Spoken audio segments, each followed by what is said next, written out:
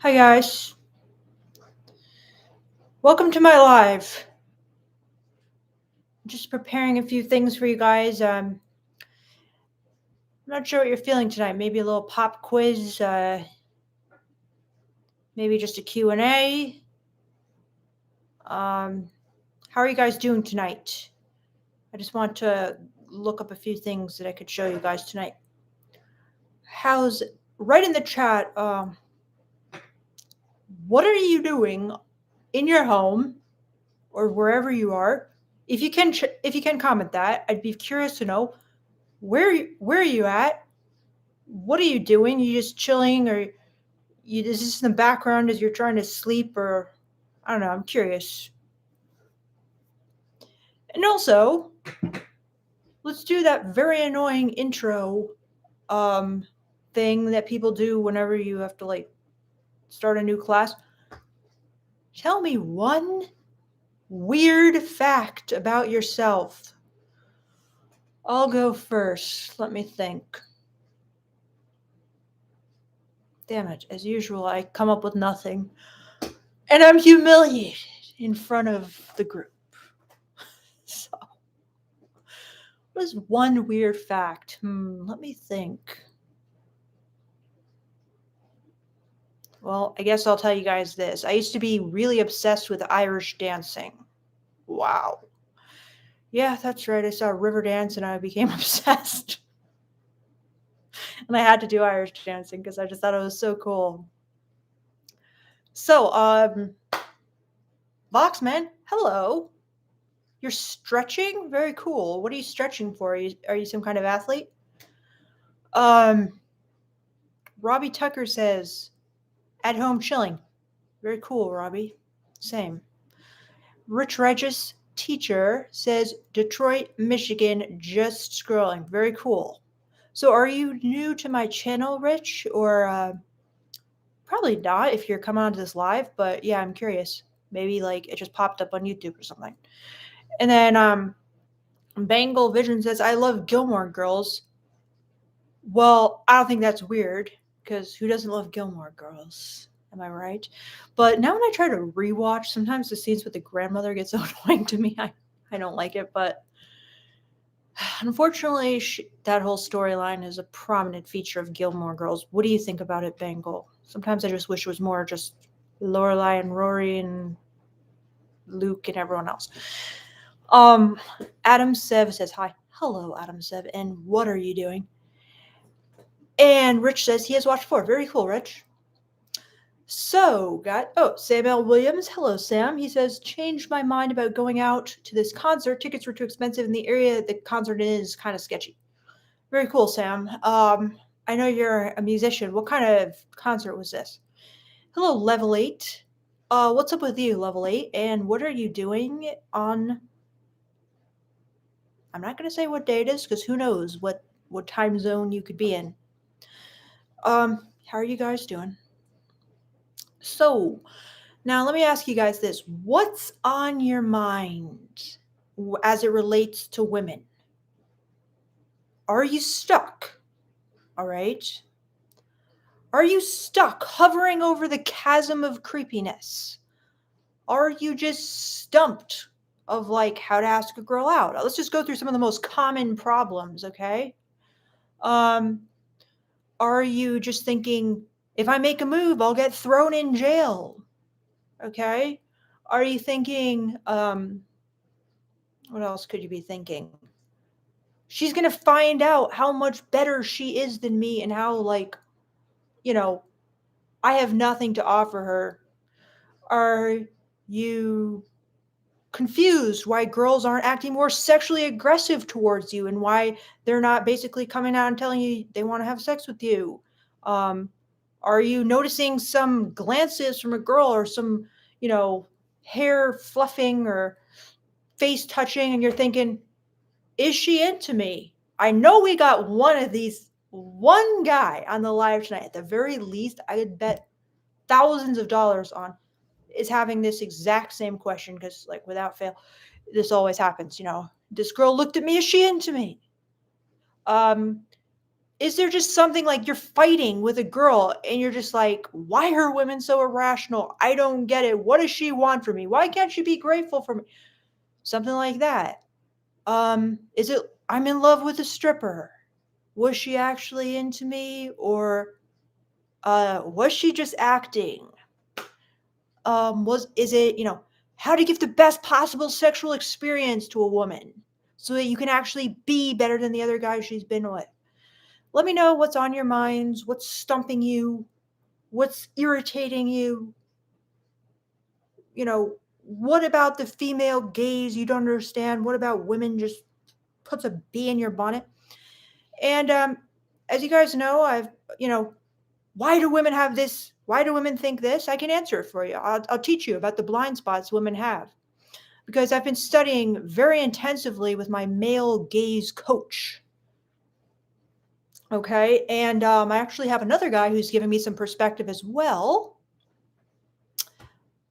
Both give me fantastic perspective and also get fantastic perspective to you guys. So I'm honing in, guys. I'm honing in on the true blind spots from both sides.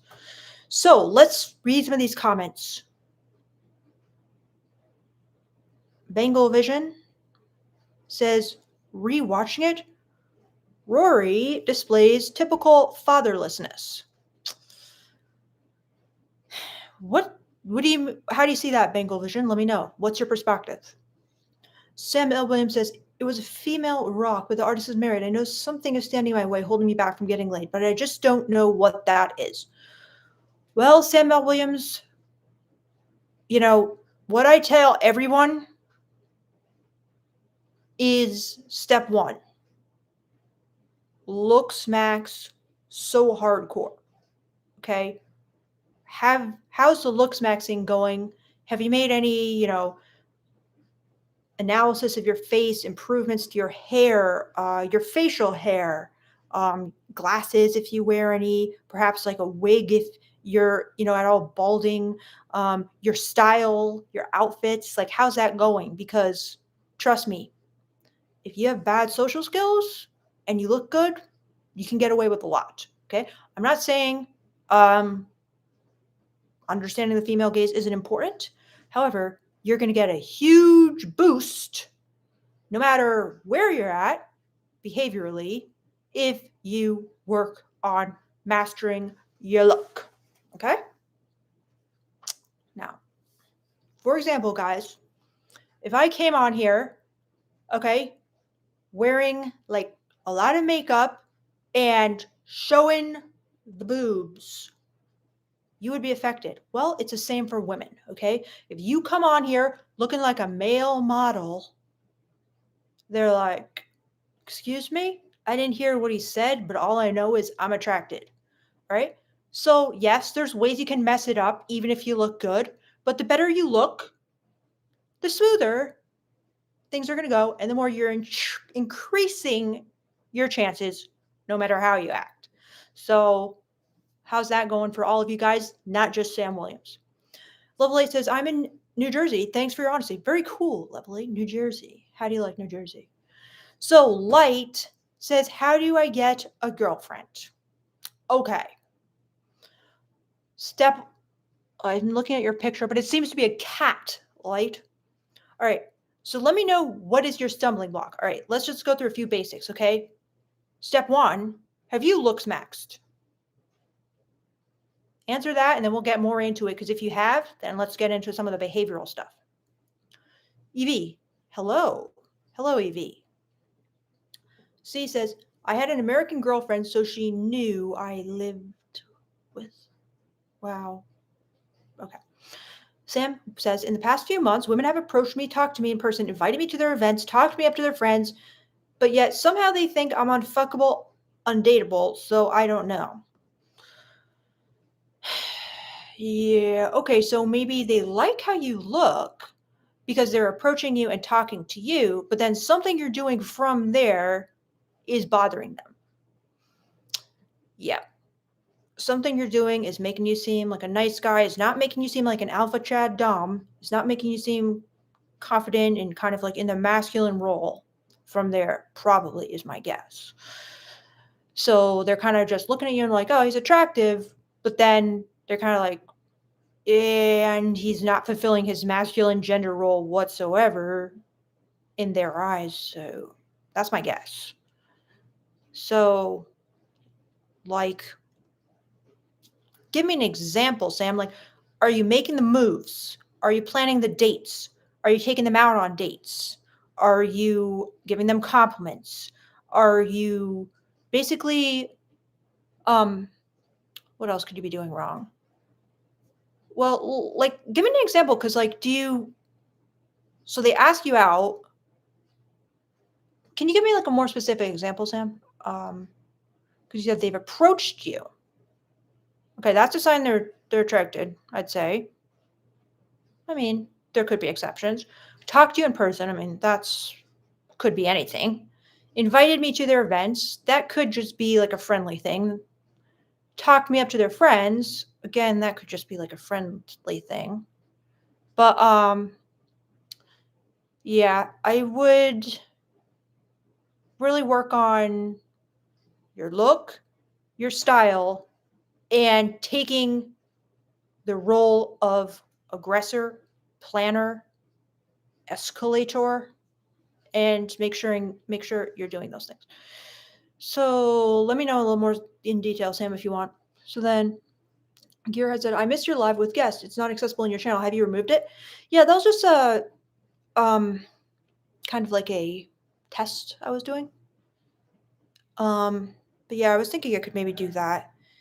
But I think you're supposed to make sure that it's someone like otherwise like you could get your channel removed if somebody does something bad on it. That's what I've been told. But then Pedro says, I think that one blind spot of you is that sometimes you say that men should use the female gaze, but we see your video because we try to be what women want too much and stop being masculine. Yeah, okay, Pedro, that's an interesting point, and I agree. You can take the female gaze too far to the point where you're just kind of like a total pushover people pleaser. You have to it's not as simple as become a woman. Do you know what I'm saying? You have to understand the female gaze and use it, you know, at the right times. Okay, yes, I agree. You don't want to go so overboard that you're just like pretending to love rom-coms and, crying on her shoulder. I mean, that's not even the female gaze completely because they wouldn't even want a guy to be like that. But I agree. You don't want to just go overboard to the point where she thinks you're like a total beta. However, there's kind of like a sweet spot there. And, I watch these shows like Fuckboy Island, F-Boy Island, sorry, The Bachelor, and trust me, a lot of them are using the female gaze. A lot of the people who win the shows, even on F-Boy Island, where they're like F-boys or whatever. I mean, they're all F-boys, okay, but some are like designated F-boys, and they're very good with women, and they use the female gaze, but they don't go overboard, okay? So, yes, that is important. And thank you for pointing out that blind spot to me, Pedro. Nani, thank you so much. Um, that reminds me, I have to send you something, Nani. I was thinking, like, before I do anything tonight, let me send him that, but now I just remember. So I'll be getting back to you. Thank you so much for your super chat. I really appreciate that. Female gaze overload, lol. He says, yeah, I mean, it's possible, okay? But a lot of you guys are, and not you, Nani, but so far from understanding the female gaze that you don't have to worry about female gaze overload. You have to worry about male gaze overload, okay? However, if you get to a certain point where you really understand it, you want to throw in a little male gaze too. You want to show them you're a man still. But yeah, it's a great point, and thank you so much for super chat, Nani, and for your always just so kind support. So, Jermello 2006 says, I feel like girls are afraid of me. Whenever I walk past car doors, locks start to sound like a stampede. Yeah, Jarmello, the truth is, women are afraid of men. Okay, that is the truth. And it sucks for men in many ways because it's like you didn't do anything and yet you're being treated like a murderer or something or whatever. And yeah, I mean, you said you feel like girls are afraid of you. They probably are afraid of you. Okay? Um they literally are. Like even me sometimes, like I'll just be I mean not just sometimes, but like I'll find myself doing it to people who just I have no need to be like afraid of. You know what I mean? Like I was going on a very popular like trail the other day and there was a guy like sitting in a school bus or something like that. It was some kind of like bus. And I saw myself giving him a very like sizing him up look and being afraid. And I'm just telling myself, why am I afraid of this dude? Like he's in a school bus. But yeah, it's just pretty much all women.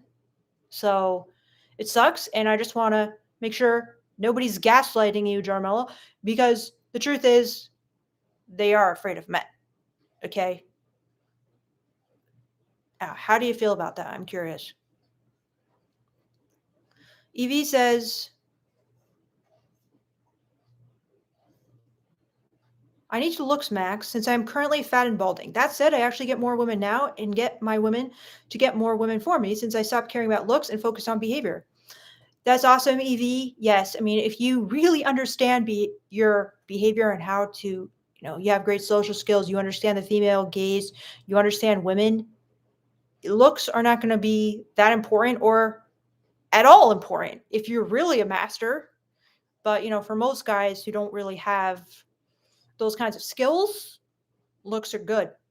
But yeah, that's wonderful. And that's a great thing to remember that you don't need looks as long as you're off the charts behaviorally. But if you're both, that's kind of like a winning combo, isn't it? Um Pedro says, how to find equilibrium in both. Have you already think about this? It's just a thought of mine and not a critic. You know more than me. Pedro, I think I have thought about it and I don't really know the answer. Like, it's a really good question. It's like, what is the proper balance of the female gaze and the male gaze? Yeah, it's something that like still stumps me because I noticed that guys who are really good with women, they use both. But it's like in what proportions? You know what I'm saying? Um So I mean, I think it's a very powerful, very deep, very important question, but I don't really know. What do you guys think? How to find that perfect sweet spot, the perfect equilibrium?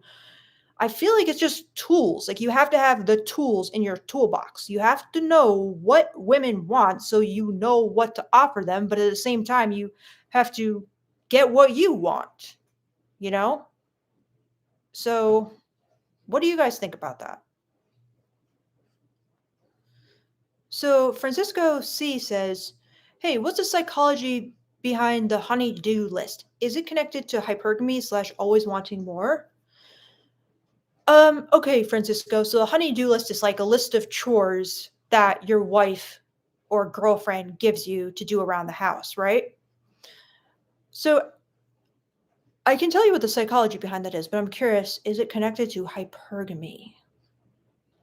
Just let me know, Francisco. How would that be connected to hypergamy and always wanting more? So how is like making a list of chores connected to that? I really need to understand that. But I will tell you what the psychology behind it is, okay? When a woman gets into a relationship, she okay, she sees the man as being, you know, a very masculine version of a man. Okay. She's thinking, I got a man now, and men are good at, you know, fixing things. And that's their gender role. That's their role. That's the role they're playing in the relationship. So basically, they're kind of expecting, well, obviously my man should like do stuff for me around the house because that's part of like the trade in a relationship. I'm like beautiful and sweet and kind of like, affectionate with him, and he does chores for me. Like he does the masculine gender role in the relationship. He helps me out. Like in the house, like when I need something done, he's going to be there for me. He's going to be providing for me. He's going to be protecting me by kind of like helping me with all this like grunt work in the house. I mean, that's basically what women think is a big part of a man's role in the relationship. It's like, I'm in a relationship and I've got a real live man in the house. So I got to put him to work doing like the man stuff in the house. So that's how they think of it. And that's kind of like what they're, and at the same time, they find it a turn on. Okay. They find it sexually appealing because when the guy does like a very masculine coded activity, like, you know, fixing a pipe or installing your curtain rods or something. First of all, it's very masculine, so you just feel kind of like that. He's doing something so masculine that's almost erotic because it's like they're attracted to that masculine quality. And then also you feel kind of like he's taking care of you, like he's investing in you and your needs. And so you just feel like it's kind of sexy. It's kind of part of the female gaze where he like chooses to invest in you and you alone. So, yeah, I mean, you want to feel like the guy you're with is kind of masculine and capable, and that it's kind of like hot, like watching it even, like watching him like fix something because you're just like, I don't know how to fix that at all. And just because he's a man, like he knows and he has the skills. So that's part of it. So part of it is just like the attractiveness of the gender role, and the other part is um him kind of like doing stuff for you, providing for you, fulfilling his role as a provider in a way. So I think that's the main part. So as you can see, it really has, in my opinion, nothing to do with hypergamy or wanting more. But I could perhaps see how, a man might think that because it's like, oh, I already do so much for me. And now I already do so much for you. And now you still want more. You still want me to do like a list of chores. Like, haven't I done enough? Like, don't you appreciate me yet? Is it something like that, Francisco? Or let me know.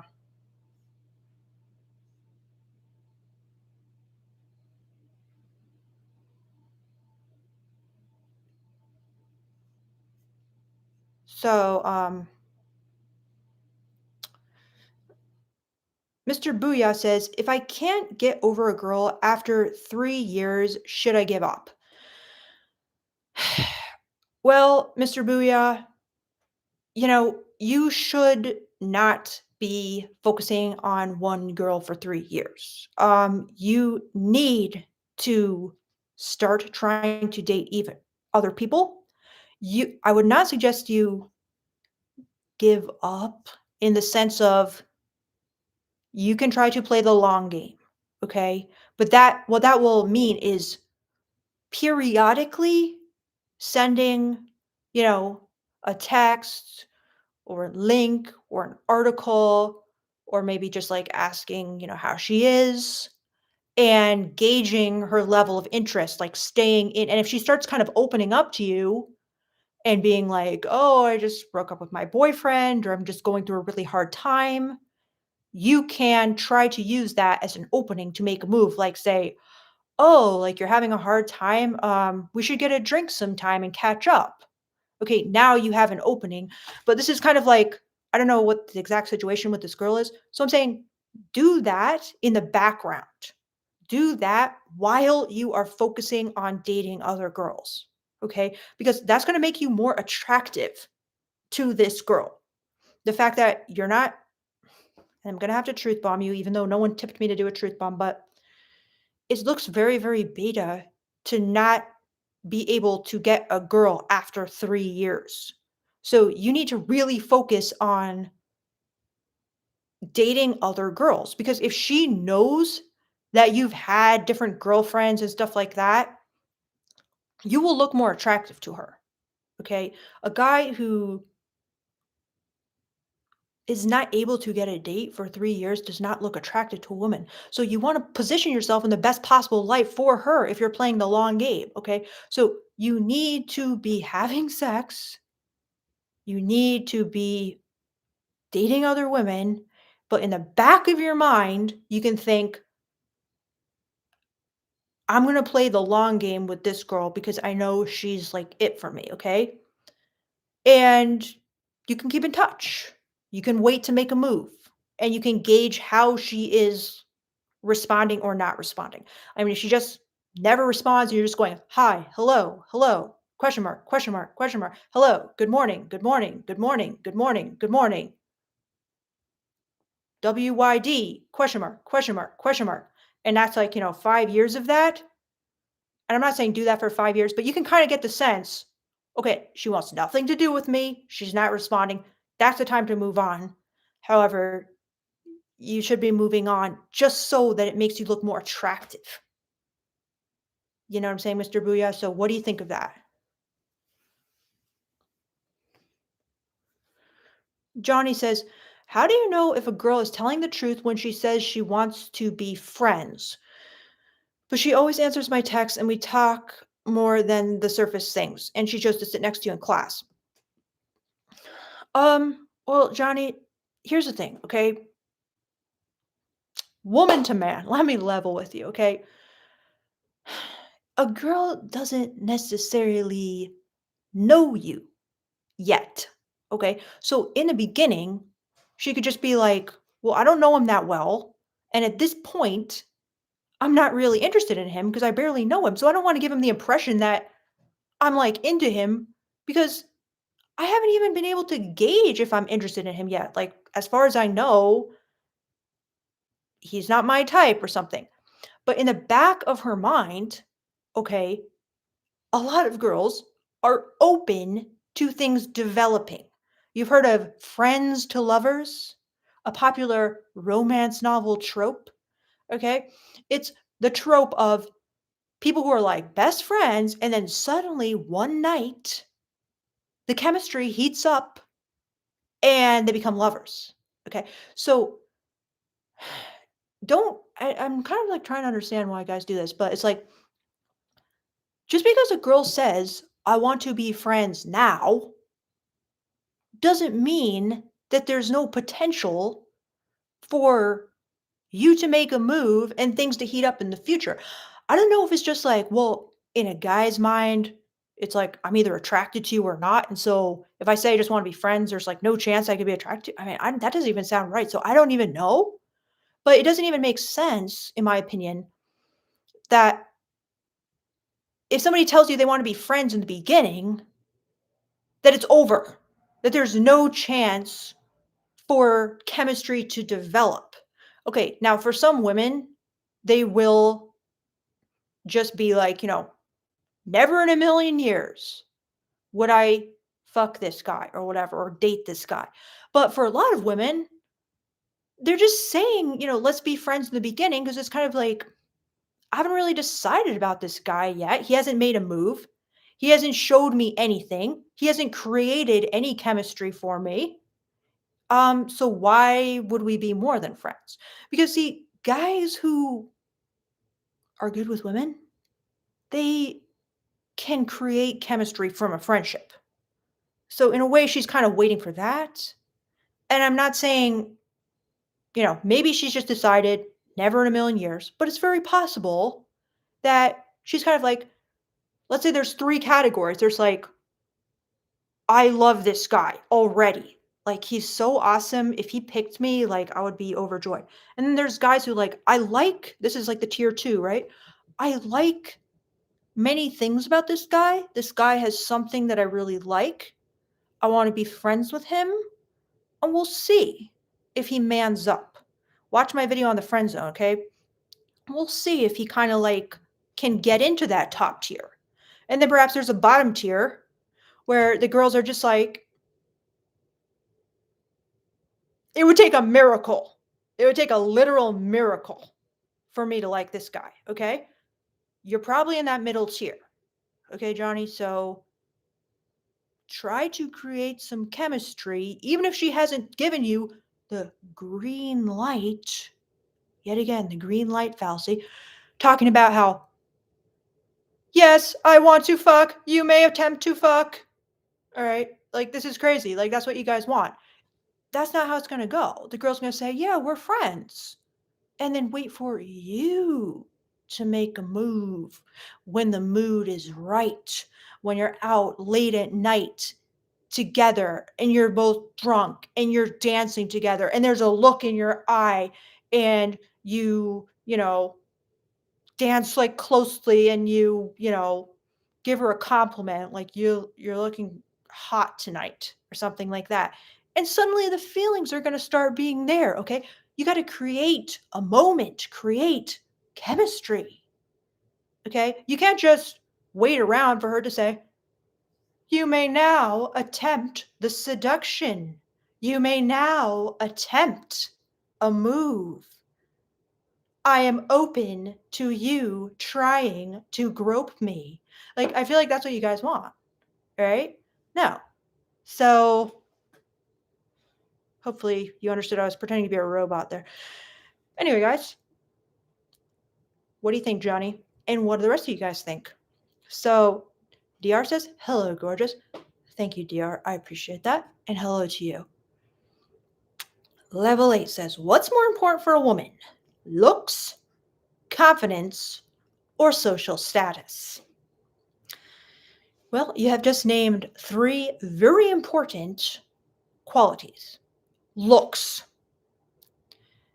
You know what? I think, honestly, I think as my friend Philosophy Junkies and me have been discussing a lot lately, and he's really made me aware of looks. Women have a big blind spot on just how powerful looks are. So let's get that out of the way, right? Looks are probably the most powerful in the sense of you're gonna do, like, let's say you had looks, no confidence, no social status. Now, let's say you had confidence, no looks, no social status. And let's say you had social status, no confidence, and no looks. Let's be real. Who's going to do the best? Looks and no confidence and social status is going to do the best. However, ultimately, what is more important for a woman when it comes to a relationship? I believe it's going to be, well, it's tough, but I'll tell you, confidence is quite important. Or rather, instead of saying confidence, like the behavioral traits of masculinity, it's important, very important, especially in a relationship. Social status, it's powerful. I mean, it depends if you're talking about like celebrity, okay, by social status, because at first I was just thinking somebody who's like really popular. But let's say it's like a celebrity. I'd actually say being a celebrity is more powerful than looks, okay? Because being a celebrity kind of combines like 3 very important things. It combines power, social status, money, a lot of times, bragging rights, makes you look good when you can tell somebody, yeah, I fucked this celebrity or whatever. Your friends are like impressed. They're like, oh, wow, he picked you. Well, it's silly, but that's like what women will think. Like, oh, wow, it's so cool. She's cool. So it's very powerful. So depending on how high your social status is, I'd actually say that's the most powerful. Um, looks being second. Again, it depends like how good looking you are. But it's a great question, Lovely. What do you guys think? Let me sound off in the comments. So, all right, Sam L. Williams says, here's one example. This girl I know was pretty much, oh God. Okay.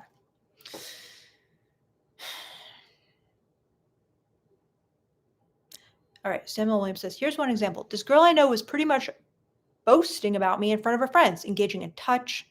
This other girl started a conversation with me when I was riding my bike. Okay, sounds promising. Mr. Booyah says, I had a fight with my crush's sister. Can I use that to my advantage? How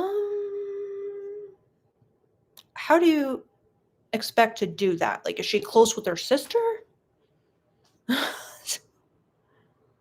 Do you want to like text her about it? I mean, if she's loyal to her sister, this might actually make you look worse. So I'm not sure how you'll be able to spin that to your advantage, but I'm open to suggestions. Deadstock Official says, can you please explain what it's like for a woman when she's intimidated by an attractive guy? I feel it when they feel awkward. Is there anything I can do to make them more comfortable?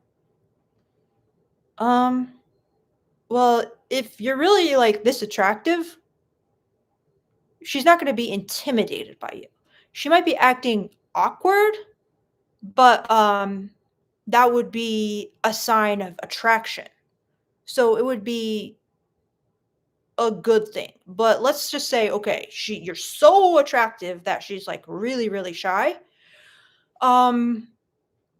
You can try to make her feel confident by giving her, you know, compliments about who she is, being like supportive when she talks. These are just good things for like shy people in general. You can like ask her out. You can ask her out to hang out one on one. I mean, if she's really into you and you're really like this attractive, she might be awkward or nervous, but she's gonna say yes. There's no universe in which um you're so attractive that the girl turns you down because she can't bear to be around someone that attractive because it's too awkward. No. But you can try to be kind of like encouraging, supportive, complimentary, and make sure you are actually asking her out and not waiting for her to ask you out. You're making all the moves. But yeah, I mean, she's not going to be so intimidated by an attractive guy that she's not going to say yes when you ask her out. So, Samuel Williams says, in two other examples, women who know who I am saw me in person, started conversations with me.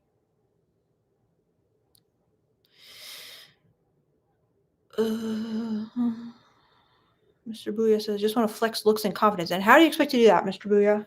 Sam L. Williams says, this girl was riding her bike, was also wearing headphones too. She definitely could have ignored me. Okay, Sam L. Williams, but I'm curious because it's like, you're almost like, how do I say this? Tonight, I'm just feeling hesitant to give like the truth bombs. If you guys want a truth bomb, you have to tip me for it because I am hesitant to do it. I'm feeling nice tonight, but I still will be direct, okay? What is the point of this? What is the point of trying to find if girls are attracted to you or not? Whether they're attracted to you or not, like you're still not getting results. So I guess are you trying to narrow down whether it's your looks or your behavior? Um your looks, keep working on your looks like no matter what, okay? Because that's going to help. Like let's say they're really good now, they could be better and they'll help more. So keep working on your looks, keep focusing on that, honestly. And then we got to focus on your behavior too. But to just kind of like go through this list of, oh, I think this girl was attracted to me, this girl was attracted to me, like what's the point? Like I don't know, maybe it is just, are my looks okay? And the answer is, for your own benefit, I'm going to say no, because I want you to keep working on your looks. I want everybody to keep doing it because that's going to help you guys so much. Honestly, our world is so shallow. It's crazy shallow, guys.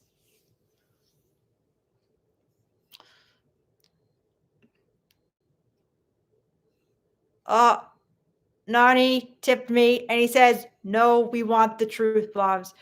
All right, Nani, thank you so much. You you put me to it, okay? I'm gonna have to do it for you. So you guys can all thank Nani because I will now drink my truth serum. 1 second, guys.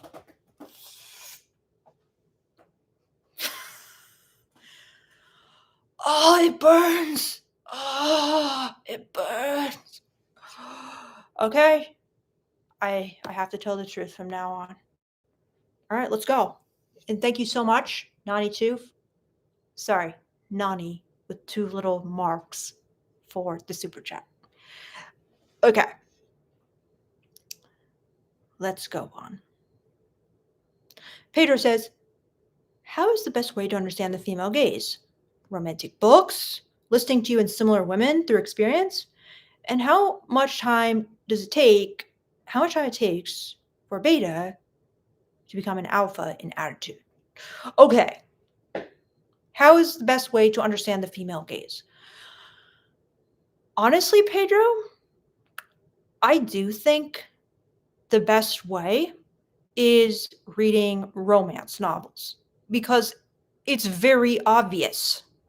Like, get back to me when you've read like 4 romance novels that are like the cheapest ones possible. Okay. The ones that are like in your drugstore or wherever you are, like, you know what I'm saying? Like, you will start picking up on it because things will be just glaringly obvious. Like, no man in his right mind would act this way. No man on planet Earth would say this. No man thinks this. And that's where you find the female gaze, the obvious glaring inaccuracies. That's how men are not and how women want men to be. So I honestly think that romance novels, because a romance novel is a female fantasy of how she would want a man to act. So I honestly think romance novels, it will become very apparent. However, yeah, and also romance novels, they really get into kind of like the sexual stuff too. I mean, they're basically porn for women. There's sex scenes in them.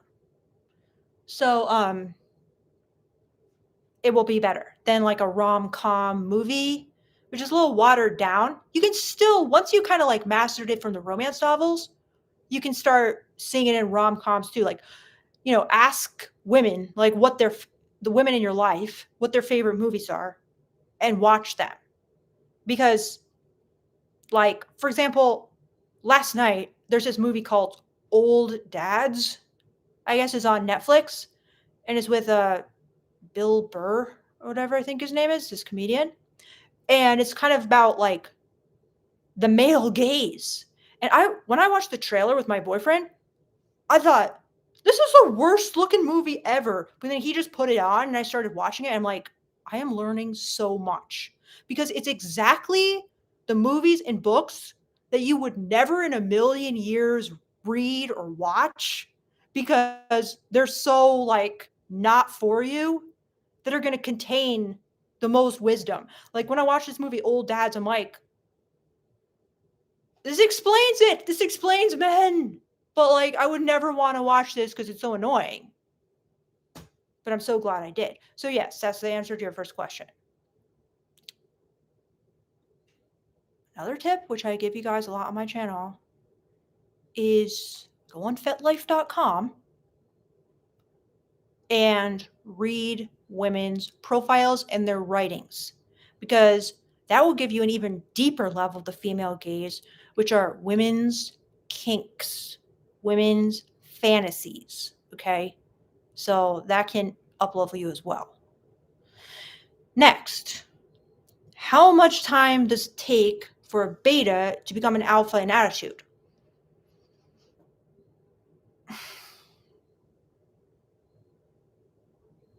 I mean, the things that I think are alpha in attitude are kind of like accepting your role as a masculine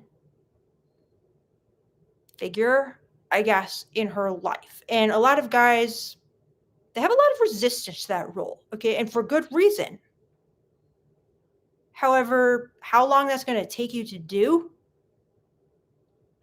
it depends on how resistant you are to it, okay? Then another thing that's like alpha is like being the escalator, aggressor, and planning all the dates and making peace with being the one who's always making a move, always planning the date, always being the leader.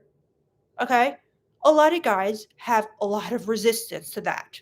They say, why do we always have to be the ones doing the work? Why can't, we women like support us? Why can't women see what we're going through? And that's valid. Okay. That's very valid. So do you want to give it up? If you do, and you know what to do, then instantly. Okay. But if you don't, you're going to have to like work through that. Yeah, and there's also kind of like specific stuff that women expect an alpha guy to do. So there's a lot of pieces to it, I guess. I mean, there's like learning how to be a little bit dominant in the bedroom. There's learning how to take kind of like the role of the leader in a relationship or on dates. Um, there's kind of, or even emotionally. Yeah. So I guess it depends on if you're getting information which is telling you what to do, and also if you want to do it and how much time it's going to take you to decide to do it. So, what do you guys think about Pedro's question? I'm curious. And then Jermella says, yeah, I understand it better now. I really felt like I was being stereotyped. Yeah, Jermella, like, I'm not saying you weren't, okay, but I'm just also telling you that women are afraid of like all men.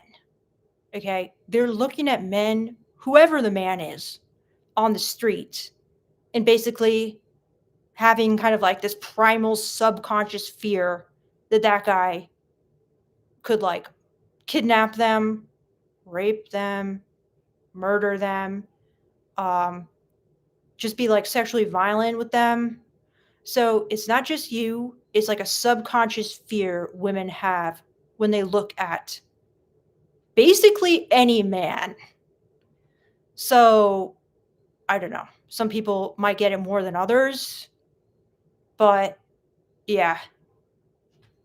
So it sucks. And my male gaze coach was kind of telling me about this, and he was talking about it, and he was basically saying that this is one of the things that kind of sucks about being a man is that women look at you like you're a criminal, and you're not, and you're just trying to like walk down the street. And when he told me that, I'm like, I maybe thought about it a little, but not as much as when he was telling me about it. I'm like, yeah, that sucks. So, yeah, it really does suck. So, and Jermel says, but I'm always kind and respectful. Yeah, I know. And you don't have to be not kind and respectful for them to feel that way about you. So, yeah, it's always kind of like a fear in the back of their minds. That's why when a lot of women talk about like safe, like you make me feel safe. I mean, I think a lot of guys ask me that and they're like, what does a woman mean when they say you make me feel safe? Why is she always talking about safety? Well, you have to understand she's always walking around with this like fear of men. That's a huge part of the experience of being a woman that just men will never really, well, they don't naturally understand. So, yeah. So Villegas says the secret is just not to pay so much attention to women. Well, I don't agree with that because I feel like that just leads to you guys not getting any women for decades and not having sex for decades and just waiting for some, you know, weird, in my opinion, woman to, as I like to say, hop on your dick. Okay. When does that happen, guys? Maybe once a decade? Once every 5 years? So if you just stop giving women so much attention, do you think that's just going to happen? Maybe it's happened for you, and if so, keep doing what you're doing. But if it's not happening for you, maybe don't just do your own thing and ignore women. So let's see. What do you guys think?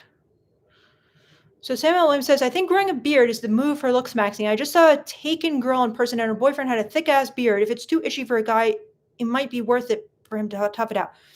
Well, as my friend Philosophy Junkies has pioneered in his Looksmaxxing journey, the important thing is to analyze your face, your facial features, who you think you like find like a celebrity or model who kind of has your features and see what works on his face. Like you have to kind of optimize it for your unique face. You can't just say, "Oh, well this guy has a beard, so I should get a beard." No, maybe a beard won't look good on you, okay? Maybe like your strong point is like your awesome jawline. Why would you want to cover it up with a beard? Maybe your jawline sucks and you want to cover it up with a beard. You know what I'm saying? So you have to analyze your face, make a study of your face. Don't just apply willy nilly beards and whatnot, okay? So you really got to analyze yourself like an artist. So Level 8 says, a lot of women are taking their generational anger out on boys, and yet women still value masculinity. Um, I kind of know what you mean, Level 8. Like, I have seen these TikToks that it's like these women with their sons, they're like, teach your boy to clean so, like, your daughter won't have a boyfriend who is like a complete slob. And then they like look at the camera. I thought that was kind of rude. So I kind of know what you mean. It's like, really? Like, that's how you're kind of seeing your son? But yeah, I thought it was kind of weird, to be honest. But let me know what you mean, Level 8. It's like they're kind of already looking at, like, teach your boys not to be like complete idiots and like horrible people. I'm like, so you think there's like a chance of your son being that? I mean, it's a little weird. So then Nani says, yeah, doing chores around the house reminds me of my older brother. He's also built a house for his woman. Yes, that's sexy. Think about it. The Notebook. She wants the guy to build her house. And I mean, that gives Ryan Gosling basically an air of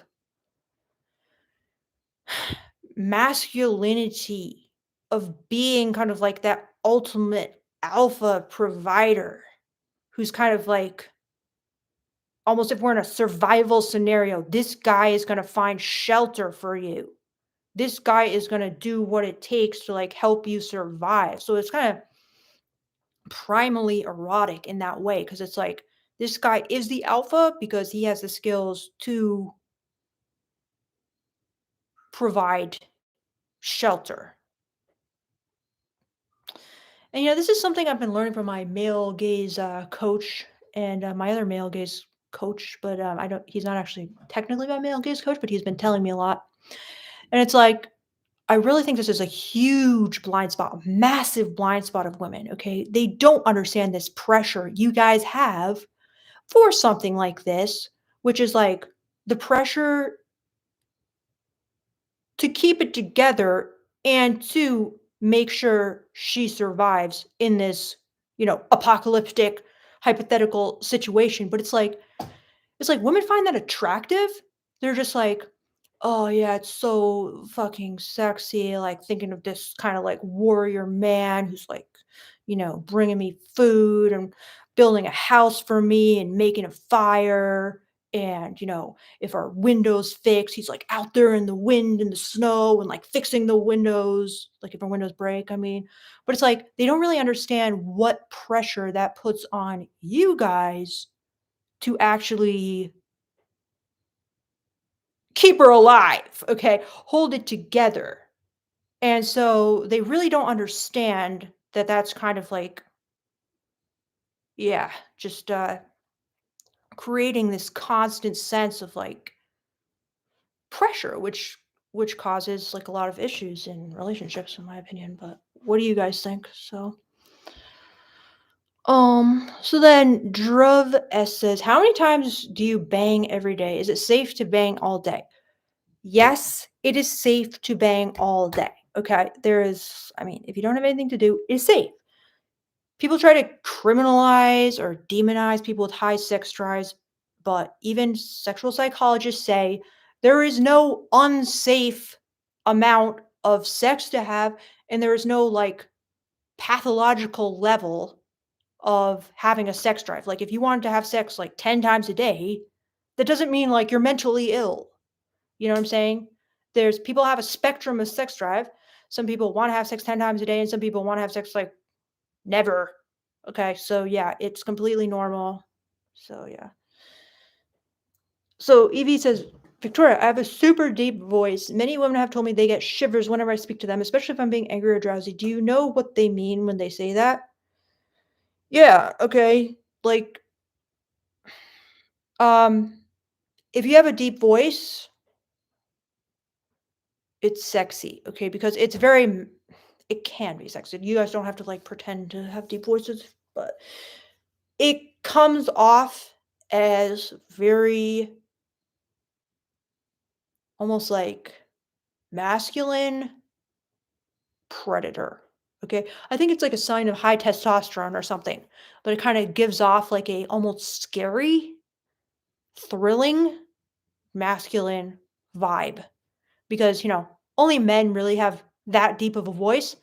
Like, it's pretty hard for a woman to have like that deep voice. So it's very, I guess when they hear the low voice, they just think, man, testosterone filled man, scary man. And it gives them a thrill.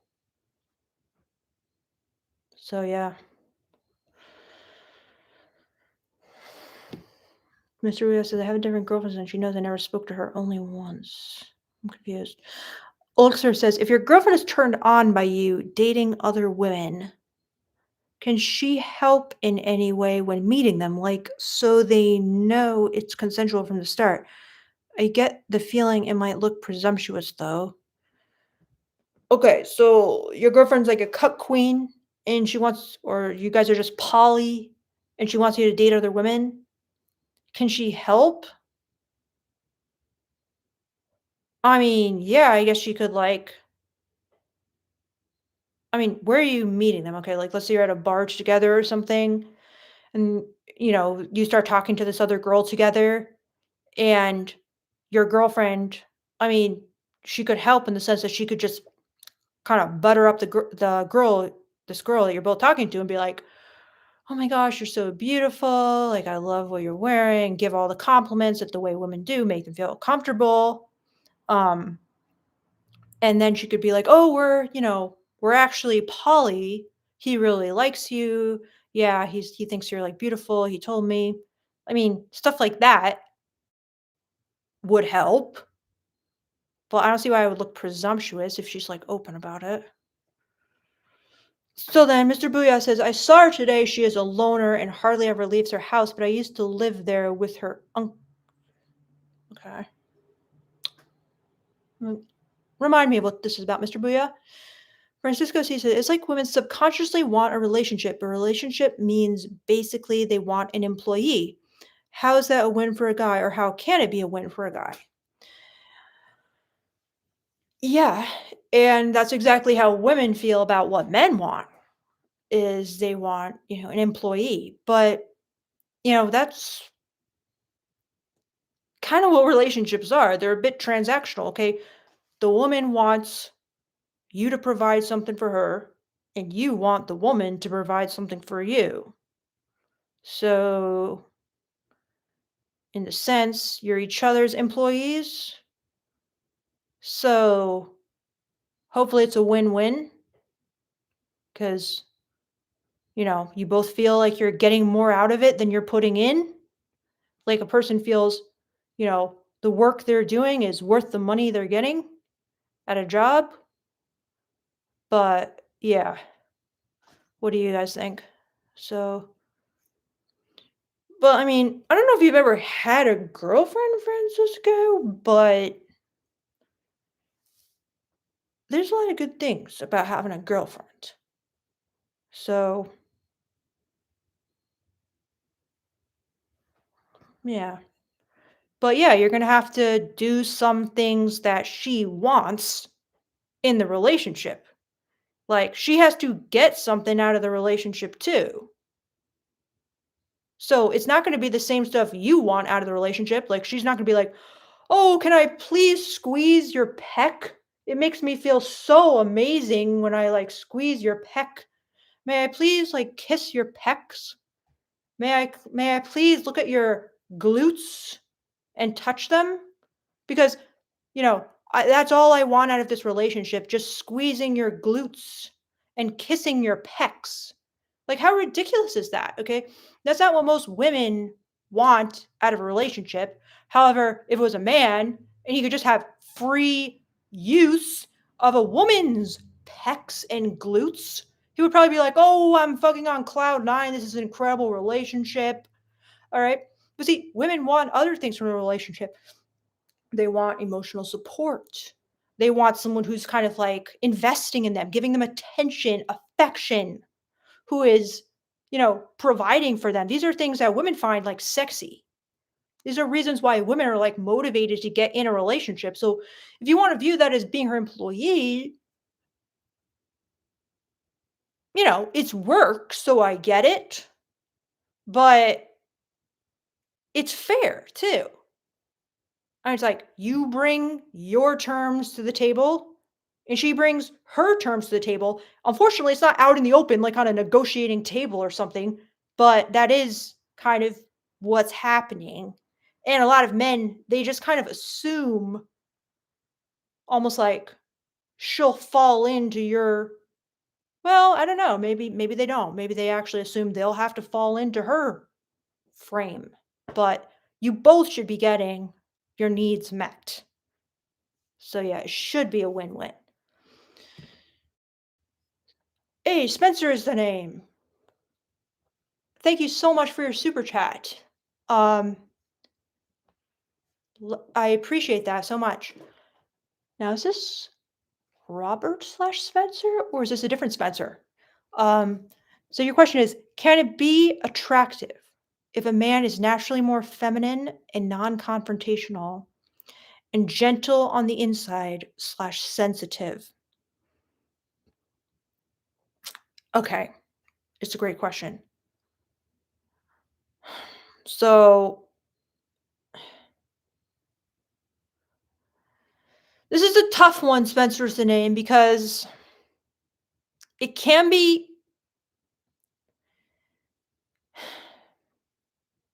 okay, first of all, obviously some women out there are going to be attracted, okay?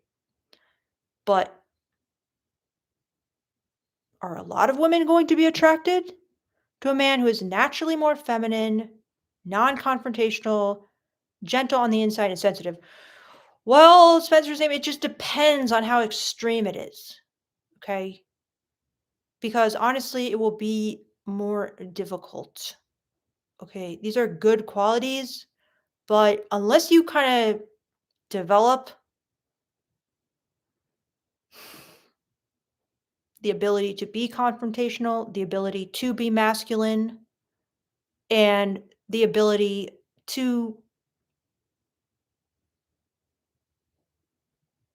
I mean, I guess those are the main ones. You can still be gentle on the inside and sensitive, but it's just not gonna go that great in general, in my opinion, okay? Which sucks, okay? So I hate like saying that. But Nani gave me the truth bomb tip tonight. So I have to give you the truth bomb, okay?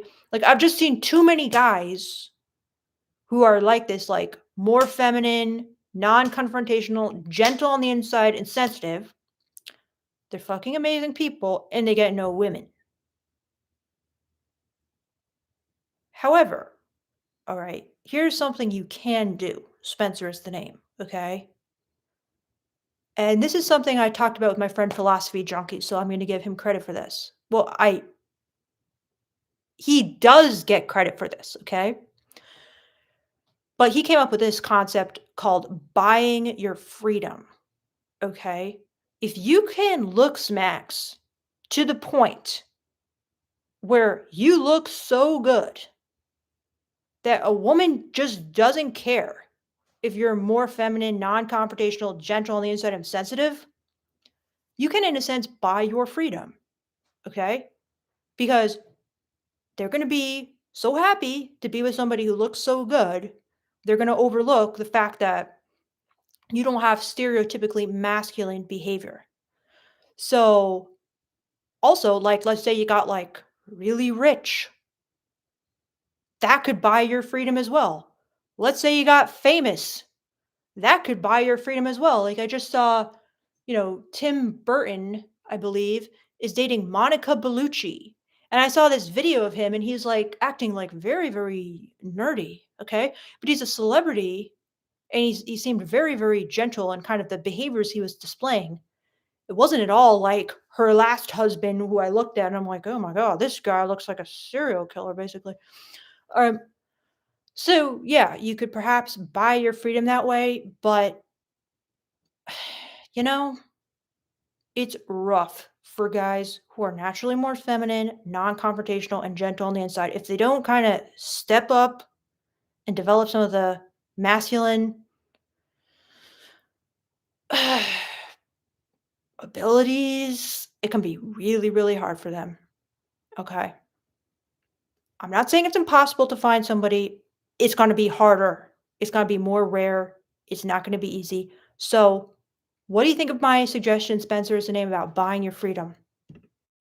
Let me know what you think.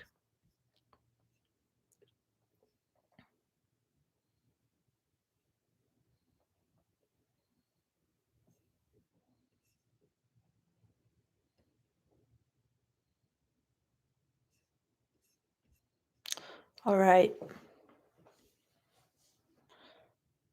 So, let's see what's next.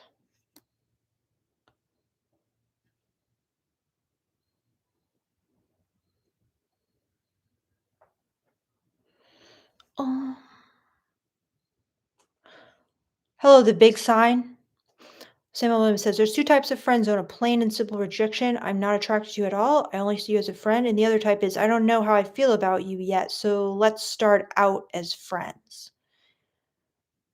Yes, Sam, but I'll just add one correction that it's not so conscious. It's not like let's start out as friends. It's more just like there's a slight glimmer of potential, possibly, but I'm just going to be friends. So I know it sounds similar, but the difference is it's not like the girl is consciously thinking, you know, let me see if this guy works himself out of the friend zone within the next 2 weeks.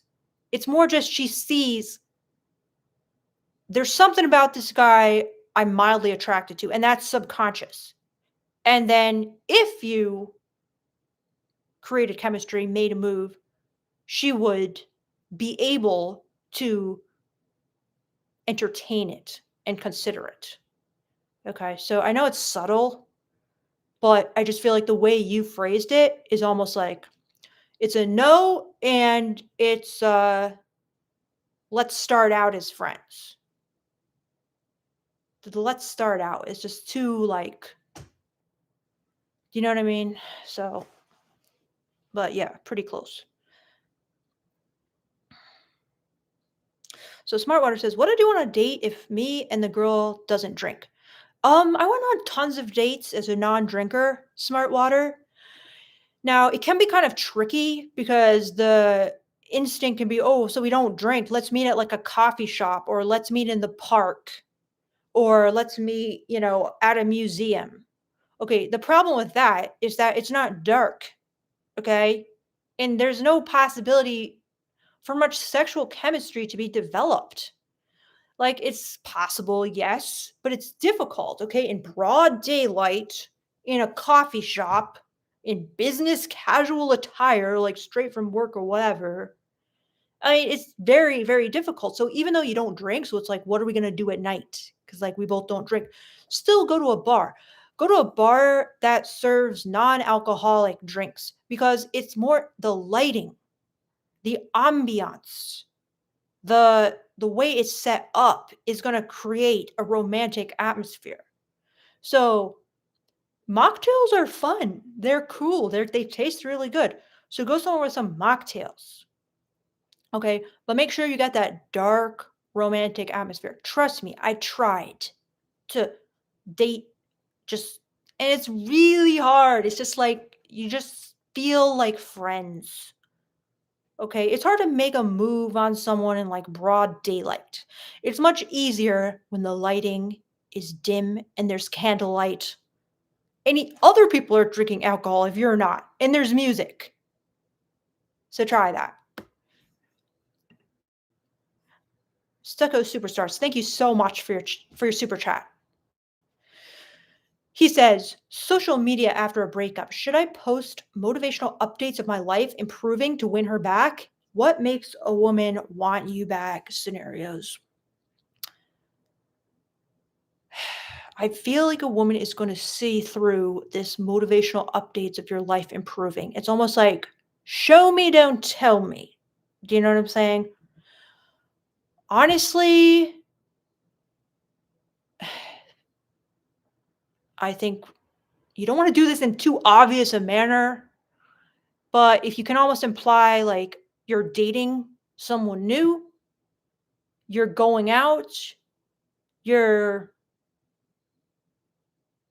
I mean, I don't want to do it. I want to say this because it's like basically you want to imply that you could get another girl easy, but I hesitate to say that because I feel like you guys will just make a very obvious show of that. Like, you know, in your caption, a woman came up to me the other day and complimented me, saying, "Wow, you are the most impressive looking man I have ever met." It's like a woman's going to see right through that. Trust me, I get that so much on my channel. I'm just like, right, okay. Okay, you just needed to brag or whatever. I hope you feel better now. So, but if you could just post stuff of like you going out, maybe even post a picture with a girl who might be like your friend, but it's almost in her mind like, "Oh, he always liked that girl." You know what I'm saying? These are the kind of things that make a woman want you back, guys. Competition, knowing you have options. Am I right? Not like, "Oh, I'm on my grind. In the future, I will be making money because I read a book on like personal finance and I am in the gym." Because it's like women know you're in the gym with your bros. You're in the gym and you still have no one who's asking you out. You know what I'm saying? You're reading a book at home. What makes a difference is he's with other women, he has female friends, you know, he has the ability to get women basically. Sadly, um but let me ask you this, Stucco Superstars. What happened in the breakup? Because that also could affect it. Like, who broke up with who? Why did she break up with you? Okay, that could be very, very crucial information. So let me know. Because let's say she broke up with you for a specific reason. If you show that reason has like improved, well, then she's mad. So, and she wants you back. So Let me know more about this Stucco Superstars, and thank you so much for a super chat.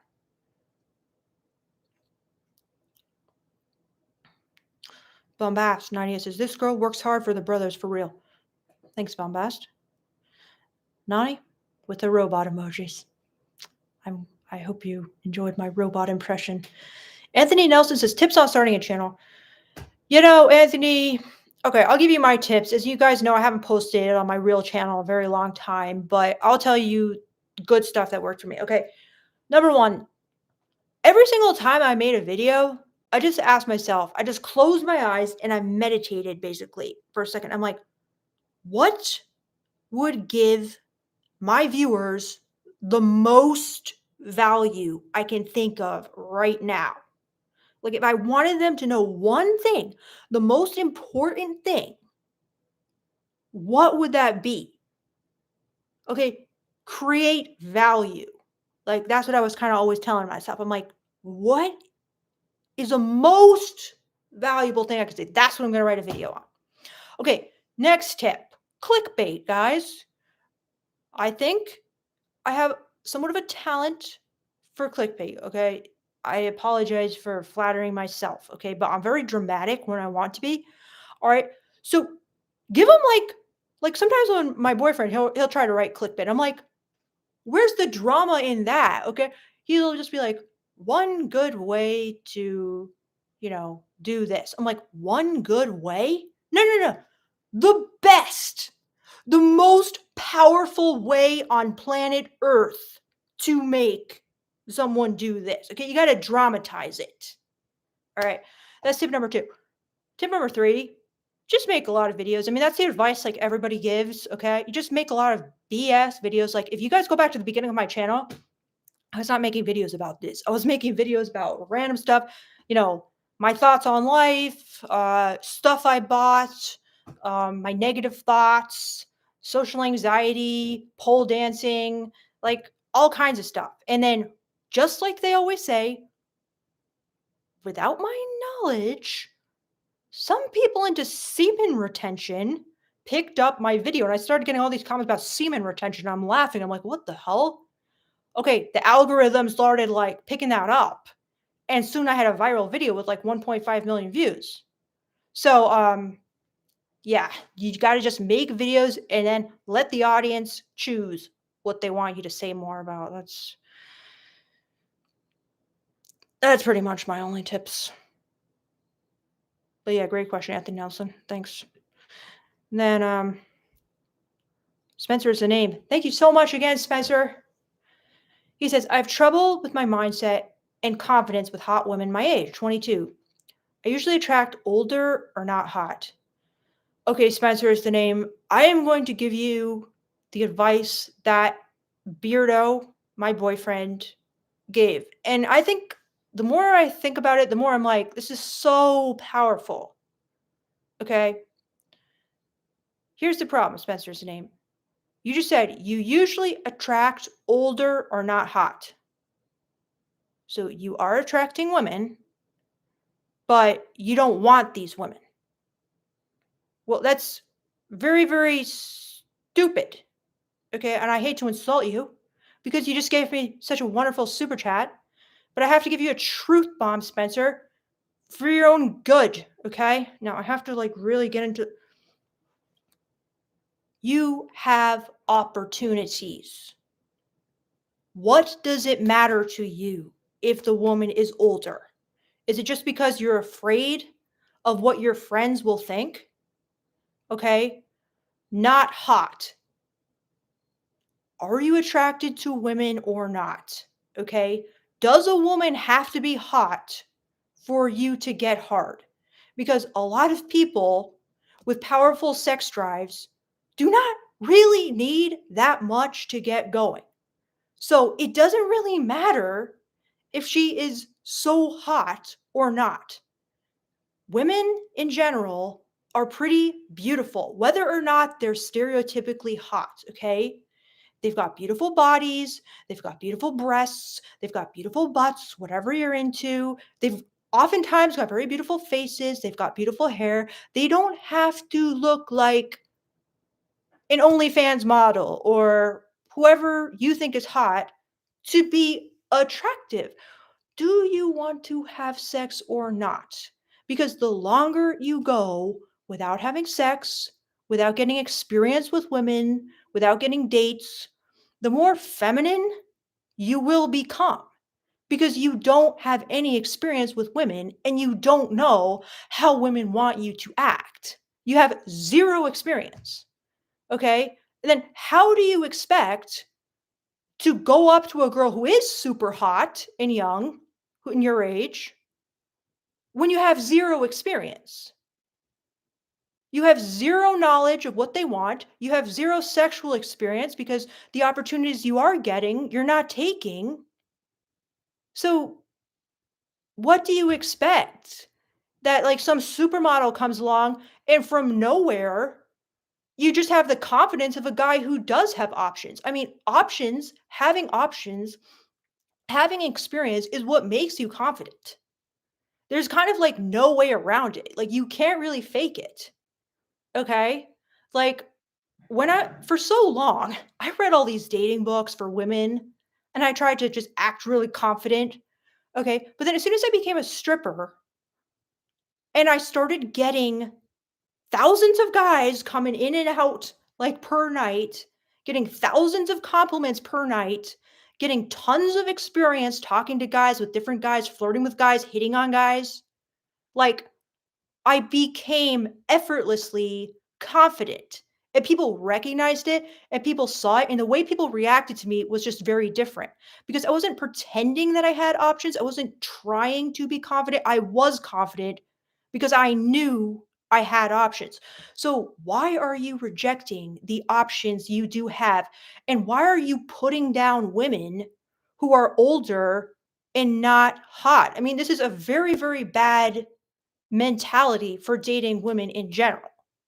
Okay. You don't want to say that someone who doesn't look like a supermodel or who isn't hot enough for you is not hot. Like I always tell you guys want to see the 10 in the one, the 10 in the two, the 10 in the three, because this is the attitude that women find irresistible.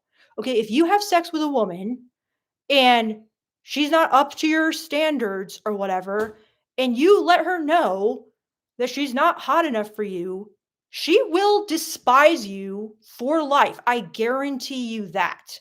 Don't you want to be somebody who supports, respects, builds up women, makes them feel good about themselves, and has an infinite number of women because of that?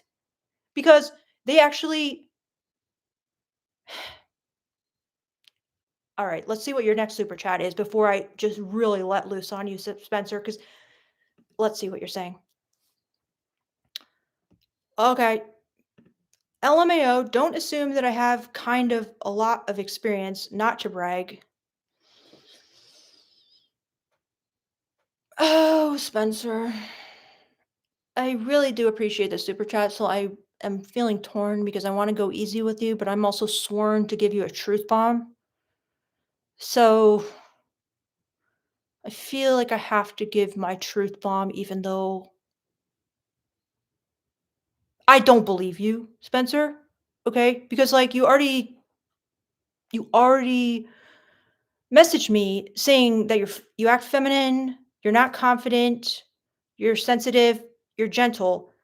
And those kinds of guys don't get a lot of experience. And then you just also asked me this question. Where is it now? Let me see. You have trouble with your mindset and confidence. Okay. I mean, to me, this just seems like trying to save face, but maybe I'm wrong. Okay. But there's nothing wrong with not having a lot of experience at age 22, and especially with an attitude of just usually attracting older or not hot.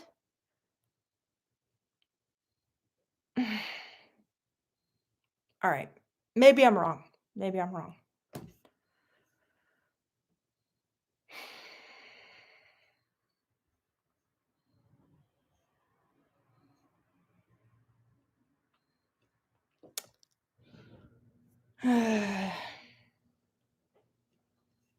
What do you guys think? I kind of feel like this is like very common on my channel. It's like the guys, they gotta save face and they gotta like talk about like how great they are and how much women they attract. I'm just like,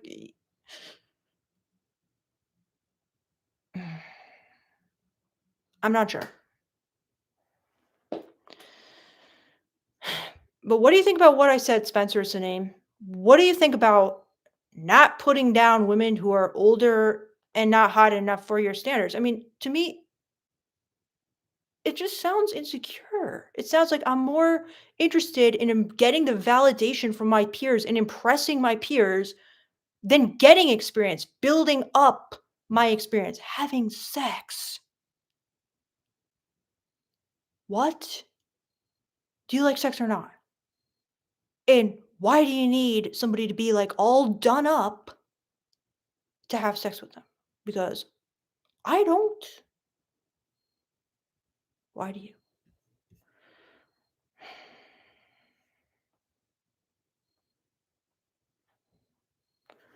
But Spencer, I think my truth bomb was a bit harsh. I probably really offended you. I don't know. Let me know. Let me know your thoughts. If you just think I'm totally wrong, tell me. Just be like, you don't know what the fuck you're talking about. Biatch. Let me know, okay? Oh, Beardo is back. Beardo is entering the premises. Uh-oh. I'm scared. I'm scared of Beardo. Okay. Let's see what he does.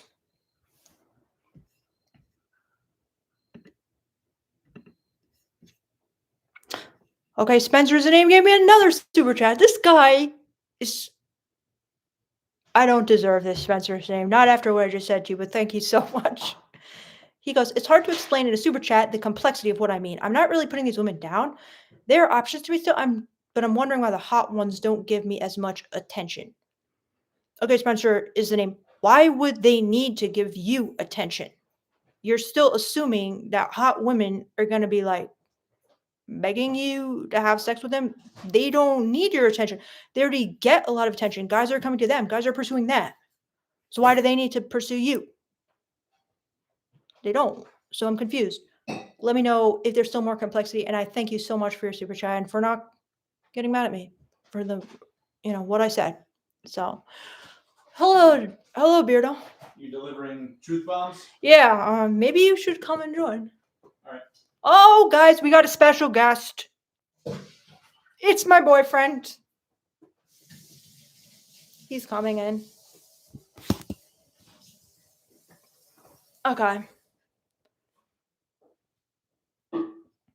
Spencer's name. Give me an update. Give me an update. You can just type. You don't even have to super chat me. Just type in the chat. I'll read it.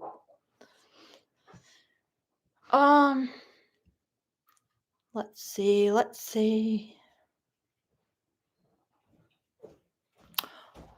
Hi, David.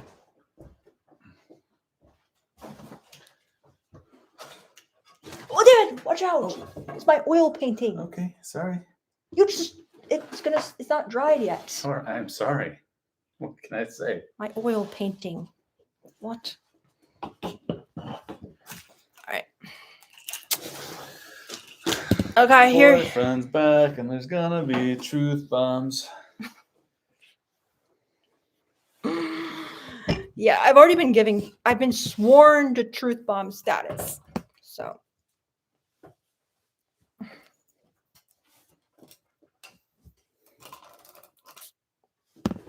All right.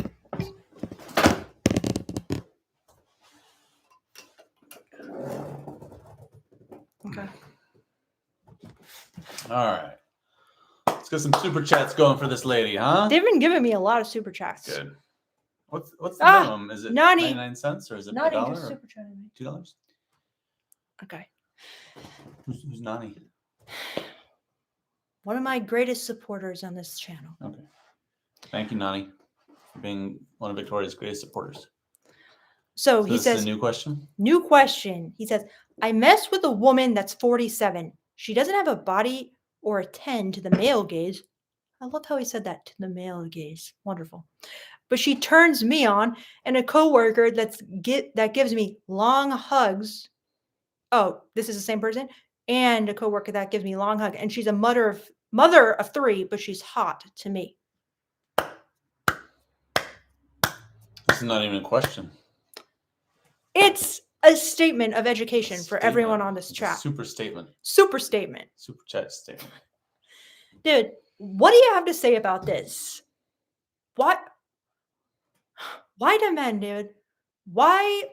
Like, this guy was saying, his name is Spencer, and he was saying, basically that hot women don't approach him. Only older women approach him, and women who are not hot. What do you have to say about that? Well, I did come in at the end, and you're like, why would hot women have to approach you? They've got like dozens of guys approaching them. Right? Yeah. I mean, that makes sense. That makes a lot of sense to me. But he's wondering why the hot ones don't give him as much attention. So, do you agree with my take? Yeah, the hot ones are getting all the attention they need. That's what I try to tell him. But okay. So it's like trying to sell. Well, I was gonna use like trying to sell snow to an Inuit. What? I was gonna use that doesn't sound very politically correct. No. I think that is politically correct. I know, but selling snow to them because they've already got plenty. Yeah, that's probably like belittling their home. I don't think it is. All right.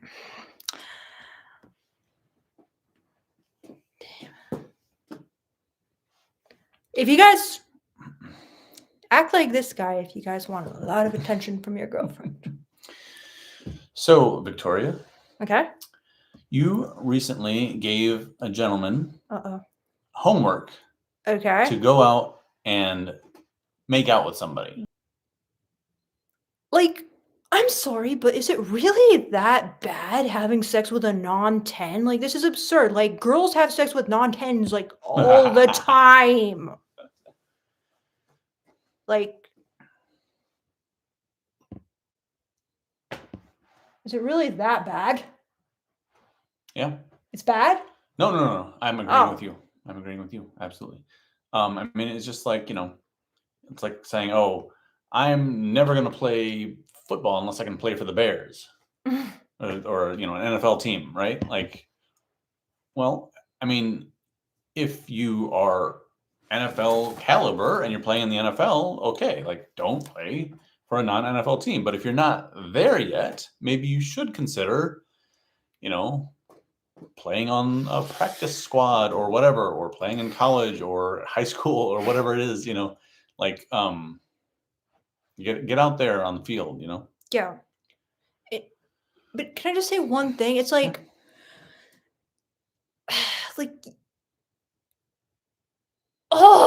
it's just like you guys are like missing out on so much. Mm-hmm. Like you could be learning so much about different women's fantasies, different women's sexual styles, different women's likes in the bedroom, different way women like to be touched. Like, it's not just about being a 10. Like, sex is so much more, I'm sorry, than just like how you look. Yeah. People are interacting with each other sexually. I guess you guys wouldn't know that since you're not having sex with like non-10, so you're having sex with nobody. Yeah. But people are, having a conversation. There's creativity, there's chemistry, there's so much more than just, I don't even know. Yeah. Like, it just bothers me because I'm like, you guys are idiots. Like, if you're not understanding this, like every single sexual experience you have is like a gift from heaven. Like every sexual experience I've had, I'm just like looking back and I'm like, that was the most like magical, intimate experience ever because I really got to see someone like really intimately and I learned all about them and they're so different and it's very, very interesting. So why is it all about just like,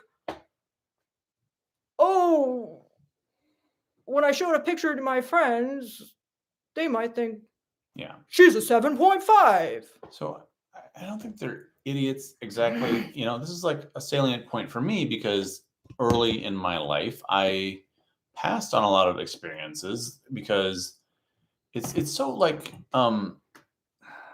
caught up in our self-esteem and what we think others think of us. So it's like a lot of opportunities, in my teens and early 20s to date somebody, and I was just like if I date this person, does it say that I'm not that great myself? If I date this person, what's everyone else going to think? And you really gotta do the work. You gotta think about why it's so important to you to always be with a 10 or whatever, or be with nobody at all, right? Like why is it such a blow to your ego to be with a 6 or whatever? So I had to do that, like self-reflection, and just from a practical point of view, like what the things you were saying, like you can learn so much about just another human being. It's like almost like turning down a friend, right? Like you can date somebody, whether it's short term, long term, or whatever, and learn so much about another human being and have a great time and learn a lot about sex and practice your dating skills and all that kind of stuff. And so there's a ton of reasons to do that. And I think that the reasons to not do it are really don't hold up very much when you really reflect on them.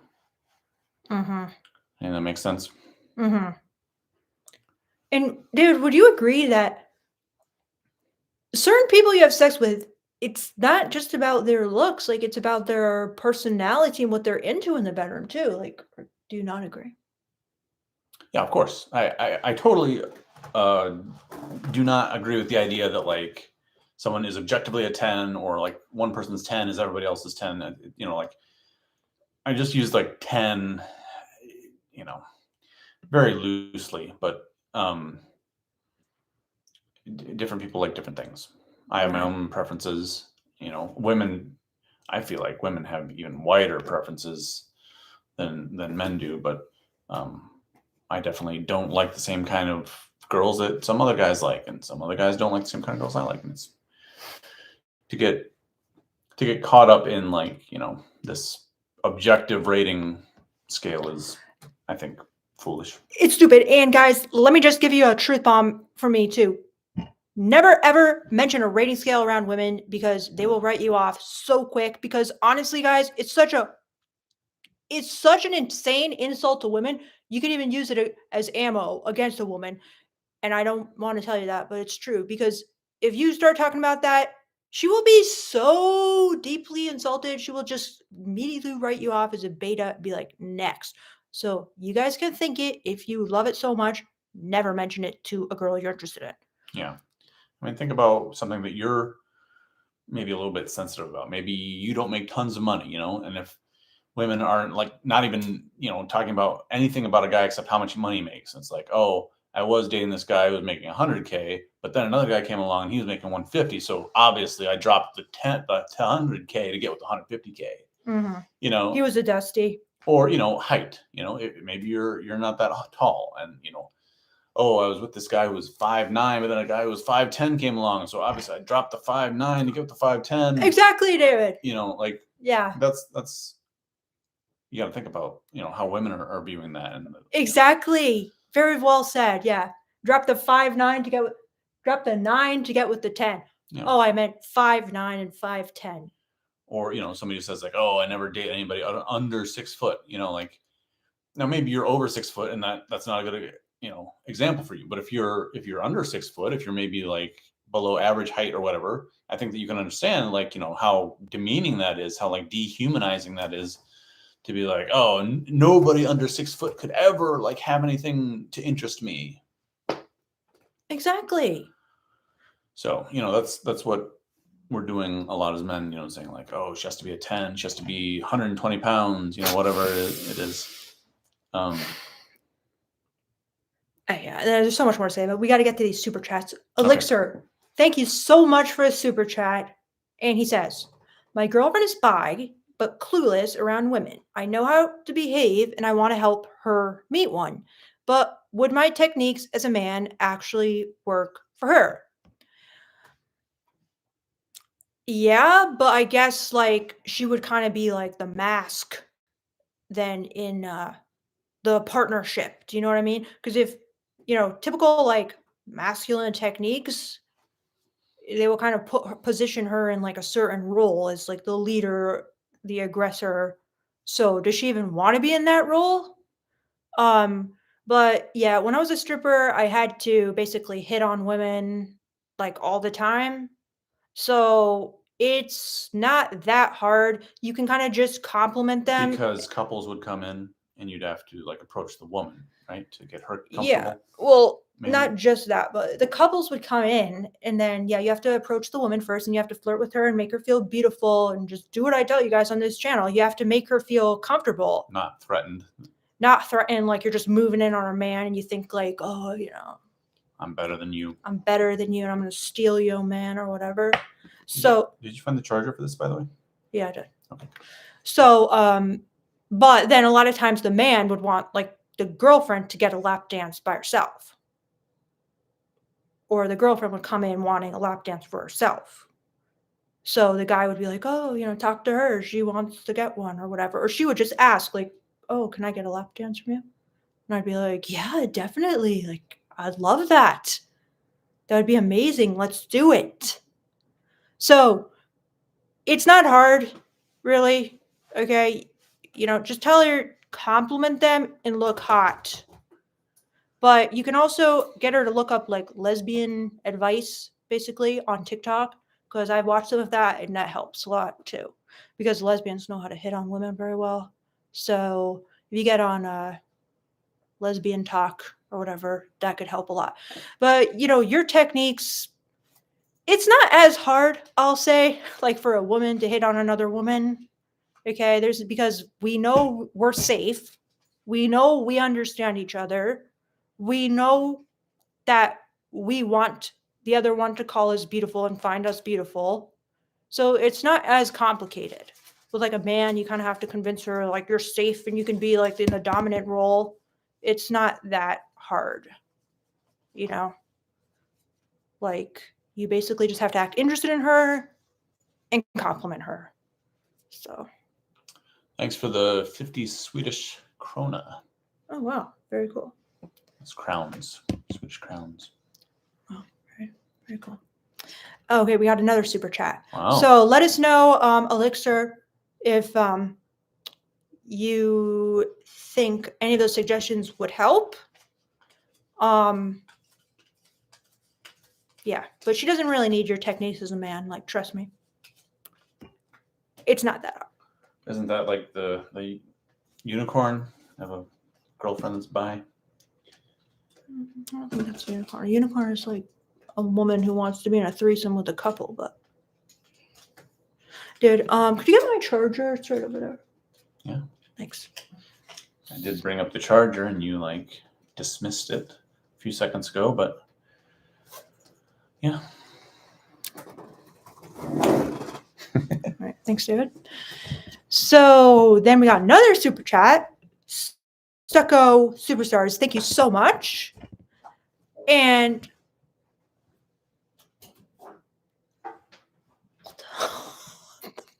the charger. Oh Looks like I'm gonna unplug the piano. I hope you guys didn't hear that. So then Stucco Superstar says, my ex said she gave me every piece of her soul in bed. Is that good? No doubt she did, Stucco Superstars. I believe it. And that is incredible. Did you feel it? Did you feel her soul in bed? Did you comment on her soul in bed? Did you give her your soul in bed? But yeah, a lot of women are going to give you her soul in bed. Can you feel it? Can you see it? Or do you just say, yeah, that was good. It was very good. And move on? Or do you see her soul? I'll leave you guys. I'll ask you guys that. Levi 8 says, very true, beard guy. I missed a lot of opportunities in my 20s because of that. Yeah, me too.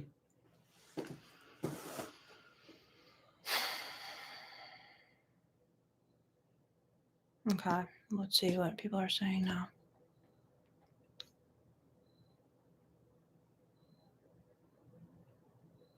This guy's calling me crazy. Danny DeVito is married and has kids. All right.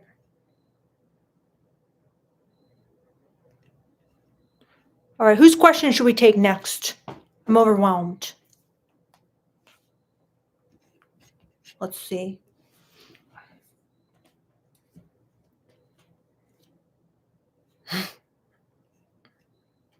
All right.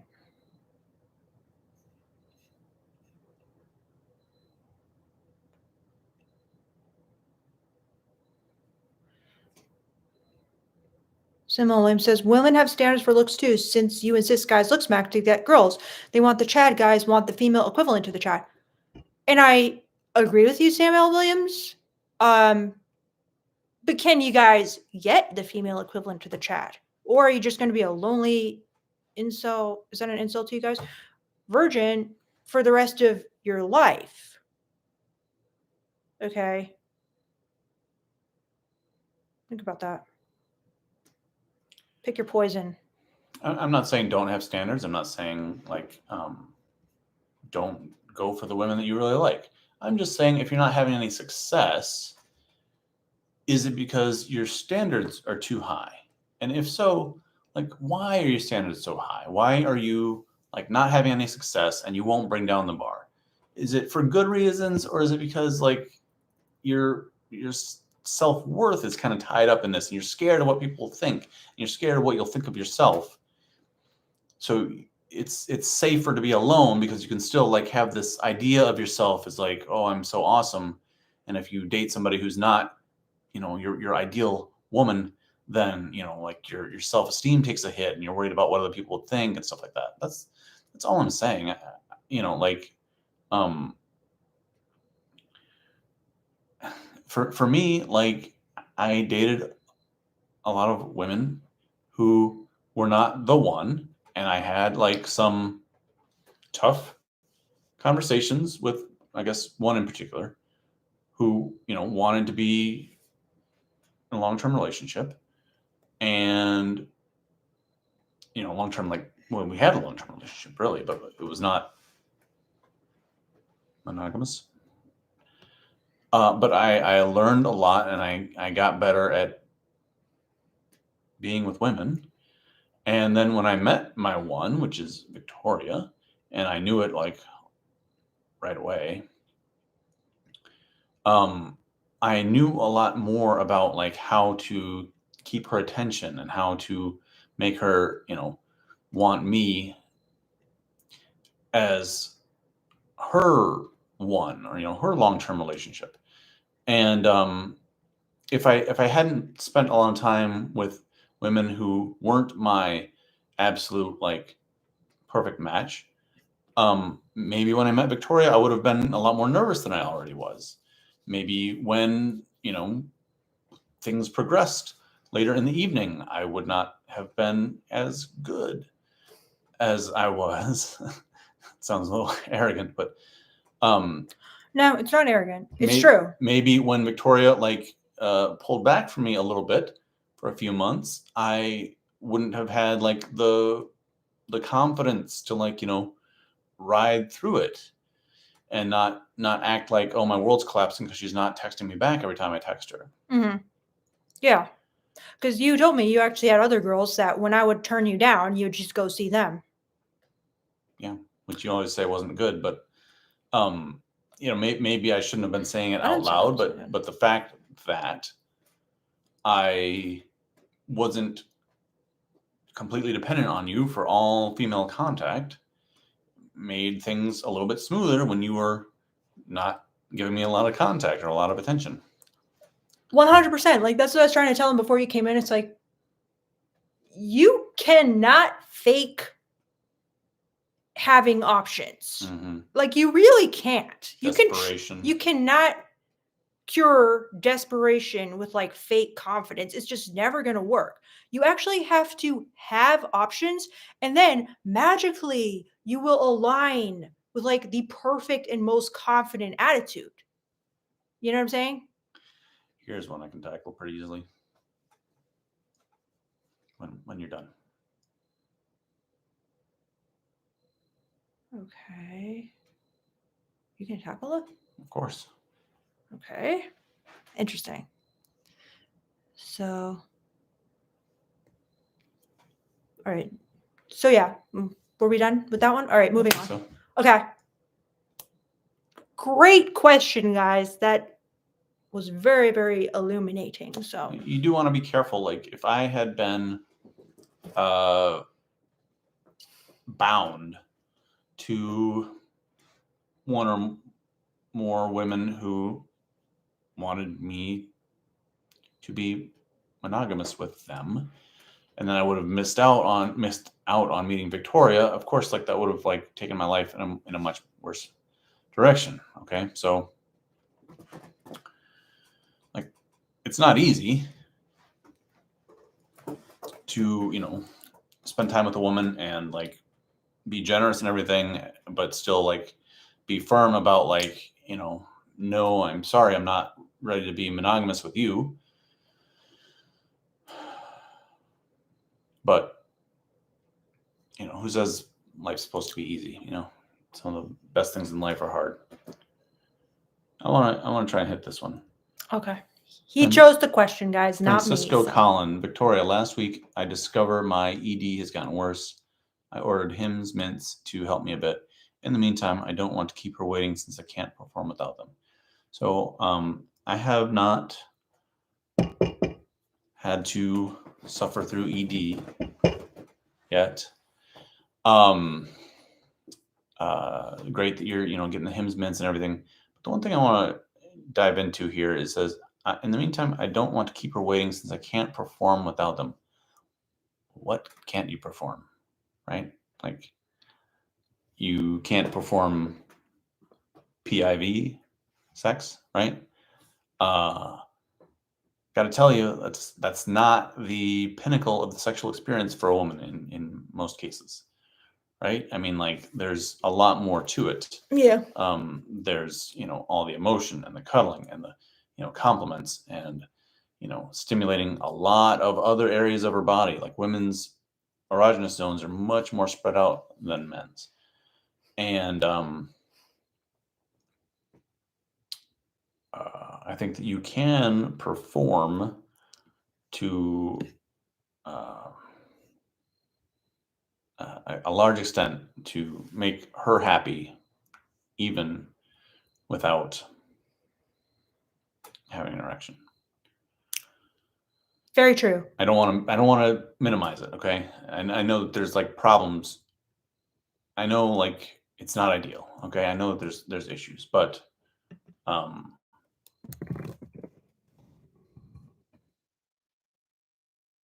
we're very focused on like the penetrative sex. We're very focused on the male orgasm, and it's just not as important to a woman's satisfaction in bed as we treat it. Very true. Very true. Like, imagine if you're like, oh, I'm not going to have sex with you for a whole week because instead I'm just going to focus on only like pleasuring the other parts, and I'm going to make you wait for like penetration or whatever. That'd be fucking awesome. For sure. Because she'll just be like, oh, wow, this is kind of like a cool thing. Like, he's doming me. He's not letting me have it. And now I want it even more. And we're just doing all this other stuff, which we never do. And it just feels so good. So it's like you kind of got a little mind control, orgasm control, PIV control, plus like you're just focusing on all the parts of her body, which women feel a lot of pressure, guys, to basically like sex the male way. They feel a lot of pressure because it's like in every single movie, in every single TV show, it's like, this is what sex is. You put the dick in, he jams it in you. He like pushes you up against the wall. He sticks his dick in like under your skirt or whatever, and then he comes in like literally 2 seconds, Yeah, and then he pulls it out and he's like, "Oh, that was amazing." for sure. That is not what women like, but it's like we feel pressure to just be like, "Oh yeah, that's what sex is, right?" Like the guy sticks it in, he comes, and then you're just like, "Was it good for you?" That's not what women actually enjoy. If they had it their way, if it was all feminine supremacy, like we wouldn't do it that way. We would not do it that way. We would have like tons of foreplay. We'd have tons of like psychological stimulation. We'd have like training camps for the guys to like act masculine the way we like and like learn all about our fantasies. We would, have them like do tons of like oral stimulation and like kissing and making out. So yeah, there's so much more to sex than, oh, I can't get hard and stick it in or whatever. So yeah, work with that. Please explore some other stuff because he's right, guys. So My erection improves when my crypto goes up. My man. I'm a big crypto guy myself. Scroll up a little bit. okay. Um, Oh, we got a super chat. oh, nice. Let me just hit one I just saw. Okay. He says, We'll get I to you, date Luke. out of my league because I like to challenge myself. I was the same way. Look, I landed somebody out of my league. Okay, so great. I have no problem with that. The advice is to somebody who is alone, somebody who is not having success with women. I think that if you're not having success, you should at least look at, are my standards too high, and why are my standards higher than I can actually achieve? So if you're dating out of your league as a challenge and you're doing okay, go for it. Keep going. Keep doing it. All right. Now, great advice, Dad. Luke Rogers. Thank you so much for a super chat, Luke Rogers. He says, can you name a few great female romance novels, please?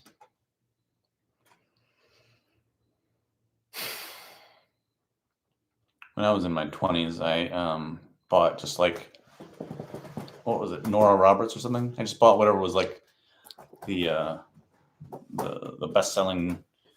It wasn't Danielle Steele. It was Nora Roberts, but those were like the two big ones. So I just bought one of those and then read it.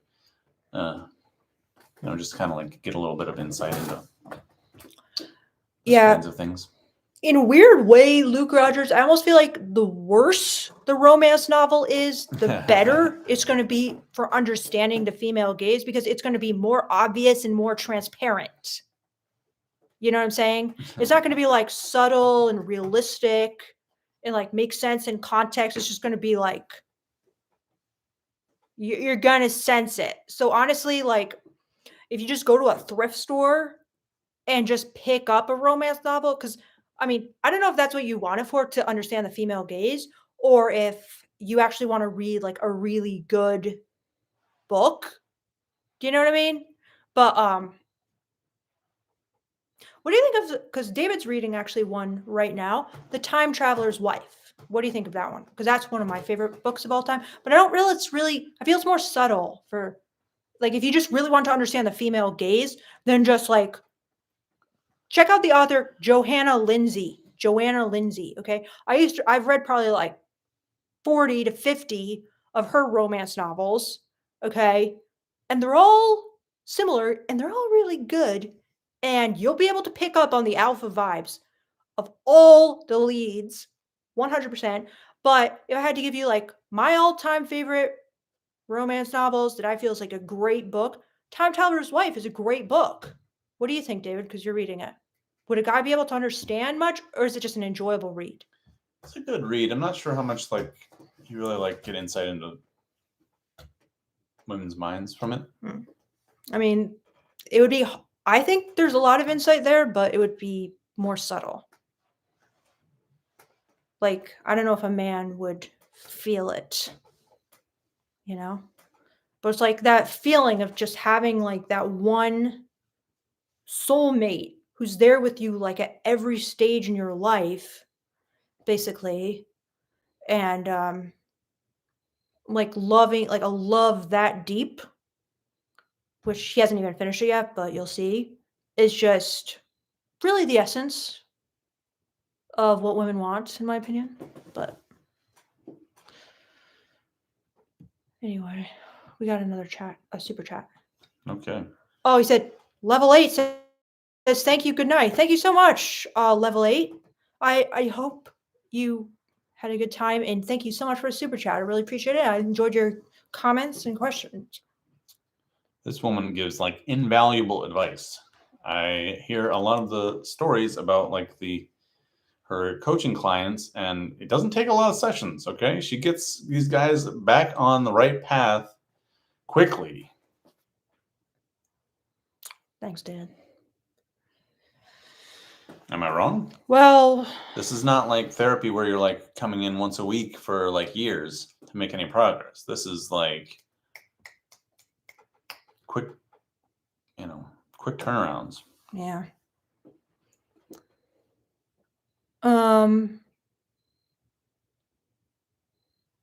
Okay. So then KO asked Beardo, what do you think about the old school alpha military father compared to the young bad boy and how boys and girls grow up? I'm not really sure I get it, but maybe you do. What do I think about it?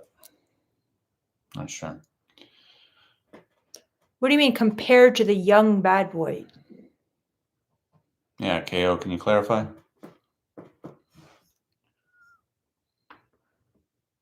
Luke Rogers says, I think you guys are great and she's a fantastic coach. Thank you so much, Luke Rogers. And if you guys do get a session with me, I am now giving everyone a feedback form so you can actually tell me if I'm doing good, if I'm doing bad. And if you get another session, we can discuss all about it and I will improve. I've seen a couple questions about the creepiness. I don't know if that All was right. the same guy or what. Same guy. Rest in peace. He always asks some great questions. Dude, can you scratch my back? Sure. No. I was going to go under the shirt. No. Why not? Okay. Because I don't want to do that on live. All right. Okay. Okay. Thanks. See, creepiness. Okay. Rest in peace, ass. Okay, that's.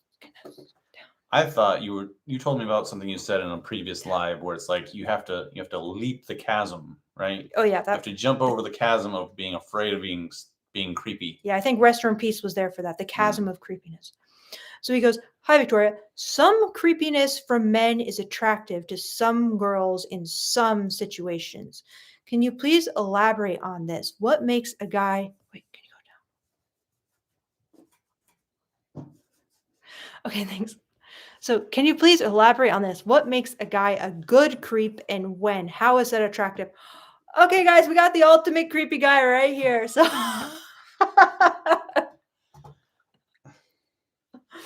So, he's actually being kind of creepy right now. I don't know if it's on purpose or not. Was that on purpose? Were you being creepy to get into the... Not really. Okay. So, dude, what do you have to say to that? Honestly, like, what a lot of people say is the truth, but they draw the wrong conclusion from it, which is to say, if she wants you, she won't mind if you're creepy. Okay? Uh-huh. But if she doesn't want you, she will mind, but that's okay. Like, that's how you get one of the two outcomes that you want. One is you move forward and, progress to whatever it is that you want, dating, sex, relationship, whatever. And the other outcome is you move on. You find out there's nothing there and you save your time, right? You really want to You don't have to like force the issue, it has to happen like on the first hour of a date or anything like that.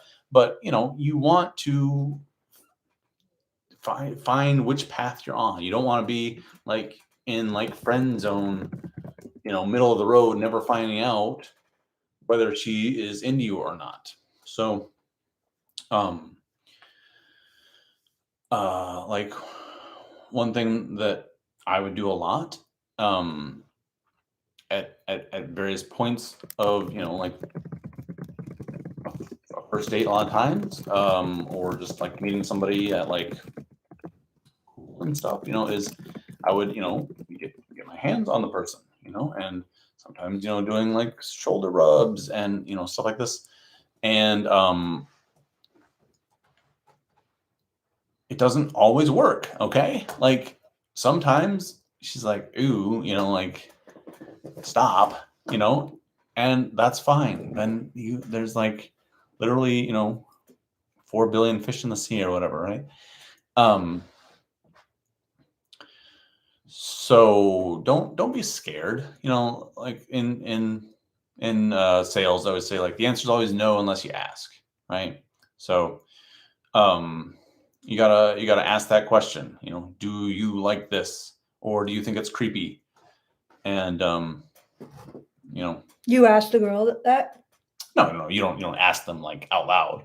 You like, you put your hand on their knee or whatever, or you go in for the kiss, whatever it is appropriate at that time. You like, brush your hair behind her ear, you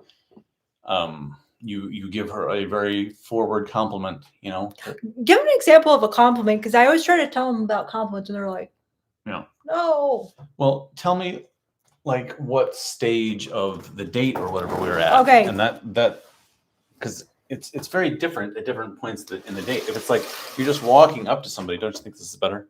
Okay. Is that the reflection off the windows? Sure. If you're just walking up to somebody and the first thing you say is, wow, I'd really like to have sex with you, you're not going to get very far. Maybe every once in a while it'll work. And, some people build their systems around like this, like shock value, like, go up to the woman and say something dirty. Okay. You got to be willing to face a lot of rejection if you want to go that way. But, because it's not going to work very often.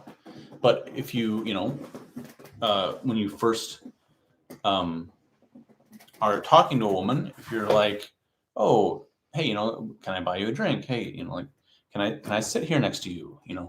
Hey, can I get your number? Would you like to go out sometime? I'd like to take you out. Like those are the kinds of things that you're saying at the very first meeting, right? Mm-hmm. Towards the end, like, when you're in various states of undress, then like, I really want to fuck you is an okay compliment. Mm-hmm. Right? I want to fuck you so bad, like you're so fucking hot. Like that's good at that point of the date. Right? Mm-hmm. What's a good compliment that you would give about like her appearance? Well, you're on a first date. Okay. So like you're at dinner or something on the first date? Correct. So one of the things that's really tricky about compliments with women is you don't want to make it seem like it's all about looks, but at the same time, like if you give a compliment that's not about looks, it just doesn't hit the same way, right? So I think one way to go is to give a compliment about looks that is not the obvious. Okay. So like we were at dinner or lunch, I guess. I was downgraded to lunch in New York City. Okay. And I was like, oh, you have such beautiful hands. And I already tell them about that one all the time. You really like that, right? I tell them about them like every single live. Now, probably the thing, if I was just like going off of what I most wanted to compliment, it probably would have been something about your breasts or, maybe your face or your hair or whatever. And I can tell you that I don't think it would have been as successful if I had complimented Victoria's breasts instead of her hand on, that kind of early stage date. I think trying to compliment like how clothing looks on a woman is much better than complimenting the woman's actual body, right? Yeah. Like, oh, like this outfit is amazing. Like, yeah. Oh, this looks that's so good. on you, right? Yeah. Can you compliment something about their personality, about what they're saying? Can't you find anything positive to say about that? And I again, I caution you, like, you don't want to completely avoid complimenting the physical, because the physical is just like, those are the best compliments. But Yeah. if you're just complimenting the physical, you got to really have both, I think. So what would be a good physical compliment to give? I just gave a bunch of examples. Well, you wouldn't say like the hands, the clothing. You wouldn't say like you're beautiful. It's fine. Okay. It's fine. Would you say like you're so gorgeous? Yeah, for sure. On a first date? Yes. Okay, good. See, that's what I'm talking. 100%. Okay, we'll see. They need to hear that. All right. I mean, just like, like she says something or does something, and like you both kind of laugh about it, and you're just like, my God, you are so gorgeous. Ooh, I like that. Right? I mean, That's good.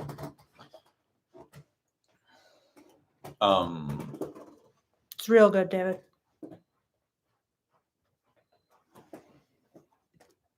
Oh no. Dan D says, what if I said she has a beautiful throat? Would that be too much?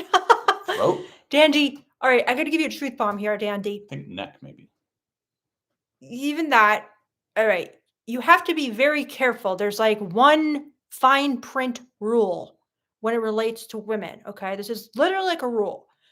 Avoid all mentions of things that make you sound like a killer. Okay? I can guarantee you, if there's any woman on the chat, they know that if a guy says she has a beautiful throat, they're thinking, oh my God, this guy wants to like slit my throat. This is horrifying. I am running. I am getting out of here. So please be very wary of anything that sounds like a serial killer. Please. So it's like they would look, your hands would look so good with duct tape wrapped around them or something. Does this napkin smell like chloroform? What the hell was that? What the hell kind of joke was that? As you can see, it doesn't even work when my own boyfriend does it. Yeah, not good. It's funny. It's funny to us guys, and it's not funny to women. Exactly. Literally are putting their lives on the line every time they go out with a man that they don't know very well. Exactly. All right. So somebody knick-knack or something was very, very dismissive of the hands compliment. Okay. Well, knick-knack, you got a lot to learn. I'm sorry, knick-knack, because that's a fucking amazing compliment. All right. Hands. Literally, guys, hands, if you go on TikTok and you look up like the female gaze, the number one video you will see is women talking about how hands are the female gaze. They fucking love man hands. There's like multiple groups on Reddit all about guys just posting pictures of their hands and the veins in their hands and their forearms. It's like the sexiest thing they're going to say on a man's body. And guess what? They love when you look at the hand. Okay, that is the female gaze for you in a nutshell. The fact that men cannot understand why a compliment about a hand is sexy that's why you don't understand the female gaze, because if you could understand that, everything would make sense to you. So you got a lot to learn, knick-knack. That's all I'm going to say. There's a clip from Pride and Prejudice, right? Where the main character, he has touched the woman's hand. He is, knick-knack. He's just like, oh, my hand. I'm never going to wash this hand again. And I'm like, no guy ever feels like that ever. And this upsets Victoria whenever I say that. Yeah, when he said that, I'm like, what? You literally crushed me. You crushed me so bad. But nevertheless, that's what women like. Here's something. Rest her in peace. So if the other shit we do are attractive, women would allow you to be creepy. But there's nothing specifically there's nothing specifically about creepiness that's attractive. Let me address this real quick, and then I want you to weigh in. So the point that I was trying to make is like, you do the same action. You do it on a woman who is into you. It's not creepy. You do the same action on a woman who is into you or is not into you. It is creepy, right? Like, or the situation, right? Like, you do something to a woman when you are on a date, perhaps late on the date. It's not creepy. You do something to a coworker in the middle of the day. It is creepy, right? So there's a lot of context to it. And my main point is, try to find those right contexts and the right, level of intimacy for where you are at on the date. But don't be scared to do something because it might seem creepy. But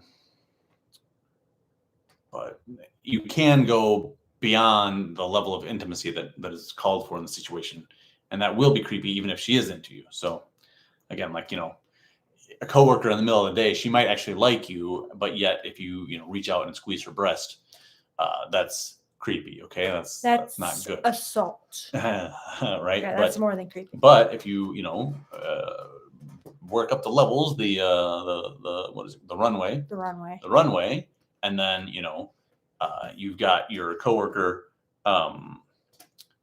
in bed topless and you're making out. Now suddenly squeezing her breast might be very acceptable.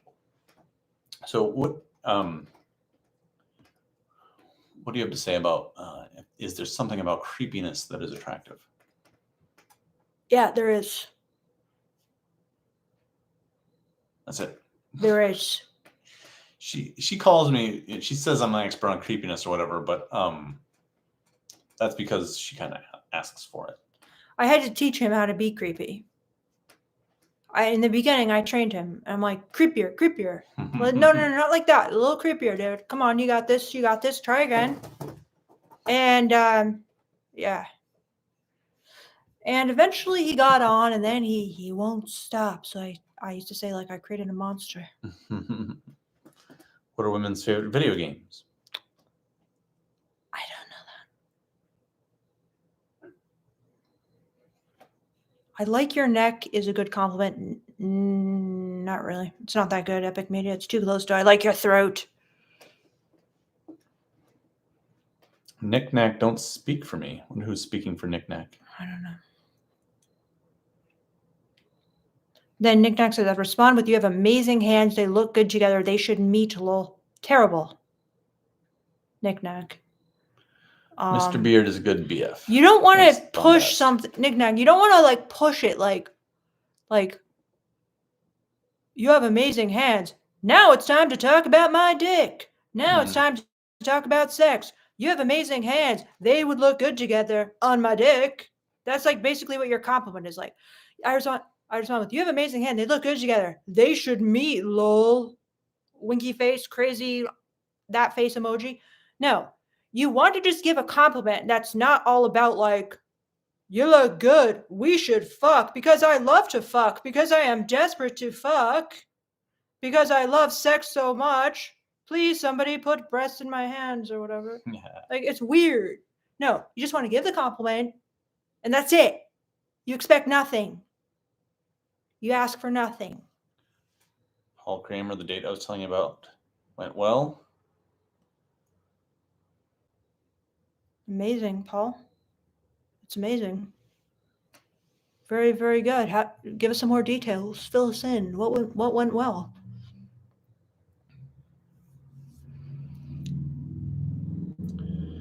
KO, I think my question got lost, but why do you think women are attracted to men in a suit, but also to guys in baggy clothes like rappers? Why are women attracted to guys on both sides of the spectrum?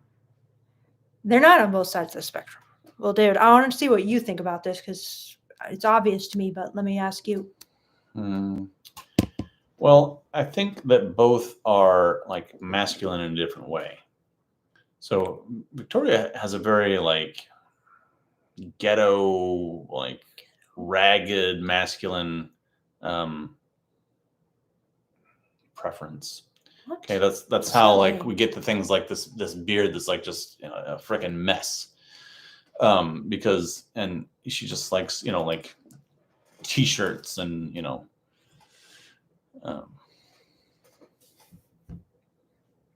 She doesn't like, like the preppy wear. I actually do. Oh, okay. Just not on you. Ah. Well, I like it on you, but it just has to be like a good look. But so anyway, that's my thought, is that it's both are masculine in different ways, like a suit versus baggy clothes, baggy wrapper clothes or whatever. Yeah, it's like women are attracted to many different, kinds of men. Like a rapper is a very attractive, powerful, like alpha masculine symbol, basically. And so is a guy in a suit. It's a symbol of power. It's a symbol of like masculinity. It's a symbol of like, money. It's a symbol of fame, like being a rapper. So it doesn't really matter what clothes they're wearing. The clothes are just kind of like framing the guy, the face, the power, the status. So yeah, it's not about the clothes. It's not like women are attracted to suits and they couldn't possibly be attracted to a guy who's wearing anything baggy. Like, this is crazy. But I guess this is kind of like male, because in a way, because it's like, how could a man be attracted to a woman in baggy clothes? Like, a woman must not be able to be attracted to a guy in baggy clothes or something. But yeah, it's the clothes are the costume of the character that she's attracted to, basically. Like in romance novels, I guarantee you there's a lot of romance novels written about rappers. There's a lot of romance novels written about like CEOs in suits. So that's the costume to the role you're fantasizing about. Sure. Braveheart and Gladiator and what's the one with the time travel thing? Jamie, Outlander. Like, these guys are in like tattered clothes. They're fresh from the fight, as the song goes. Yeah, they're wearing skirts and women are attracted to them. They're like all covered in mud and blood. Yeah. Well, David, I'm getting so tired, so Yep. I have to go. Good. All right. Guys, thank you so much. Thank you for welcoming our special guest tonight. And thank you for your just literally fantastic questions. You guys make this so fun for me because of the very high level of many of your questions. And the low level is sometimes even more fun. So thank you guys so much. And you guys super chatted me so much tonight. I so appreciate that. I so appreciate every single one of you guys who super chatted me. I mean, that honestly means a lot. And just like the chat was very active tonight. It was so much fun. So, just thank you. You guys are amazing. I know you go through a lot out there thanks to my male gaze coach. They've been, really helping me out, understanding men. So have a wonderful night, everybody. And once again, thanks to this guy. You guys don't even know. This guy, he could teach you a lot, but he doesn't want to be filmed on camera doing some other stuff. But he could really show you guys a thing or two. That's all I'm going to say. Thanks to everybody who super chatted, Victoria. This guy's crazy. All right. Bye guys. Thank you so much. And one more thing. Email me, mynonleatherlife@gmail.com, if you want to have a one-on-one session. Okay? Beardo will do it if you pay double. All right. So it's $60, but if you pay double, it's $120. But you can get us both. But wait, it's what? What did you just say? $120. Okay. What? Yeah, we have done that. Like, we've had you almost always meet with a person on the first. Yeah, but then session, he and made then me raise my prices if I want to have him in it too. Because sometimes he used to just like come in, but now he wants to be paid as well. So, but if you guys I don't just get paid, you get it. Well, no, we haven't done that yet, but still haven't got that yet. You've gotten extra for me to be on, and No, I've never seen a dime of it. No, I haven't. I never charged them extra for you to be on. I'm pretty sure you told me you charged them extra for me to be on. No, that's not true, dude. I've never charged more than $60. All right, fine. So that's not true. Anyway, That being said, my non-leather Worth life. every penny. Okay. It's going to change your life. Okay, yeah. So just email me my nonleatherlife@gmail.com. And we can get you scheduled. And you guys already know the price. And there's going to be a feedback form, so you have to agree to fill that out if you have a session with me. So you can grade me, judge me, give me some feedback, and help me improve. Victoria does 2 different kinds of coaching or counseling. One is like dating coaching, which is generally what people who follow this channel are interested in. And she also does like cognitive behavioral therapy, team CBT, TEAM. Dr. Burns, yeah. If you guys want any Dr. Burns therapy, or sorry, coaching, because I'm a certified coach, not a therapist. Because I dropped out of therapy school. She can do both. Yeah. All right, guys. Thank you so much. Love you guys. Bye.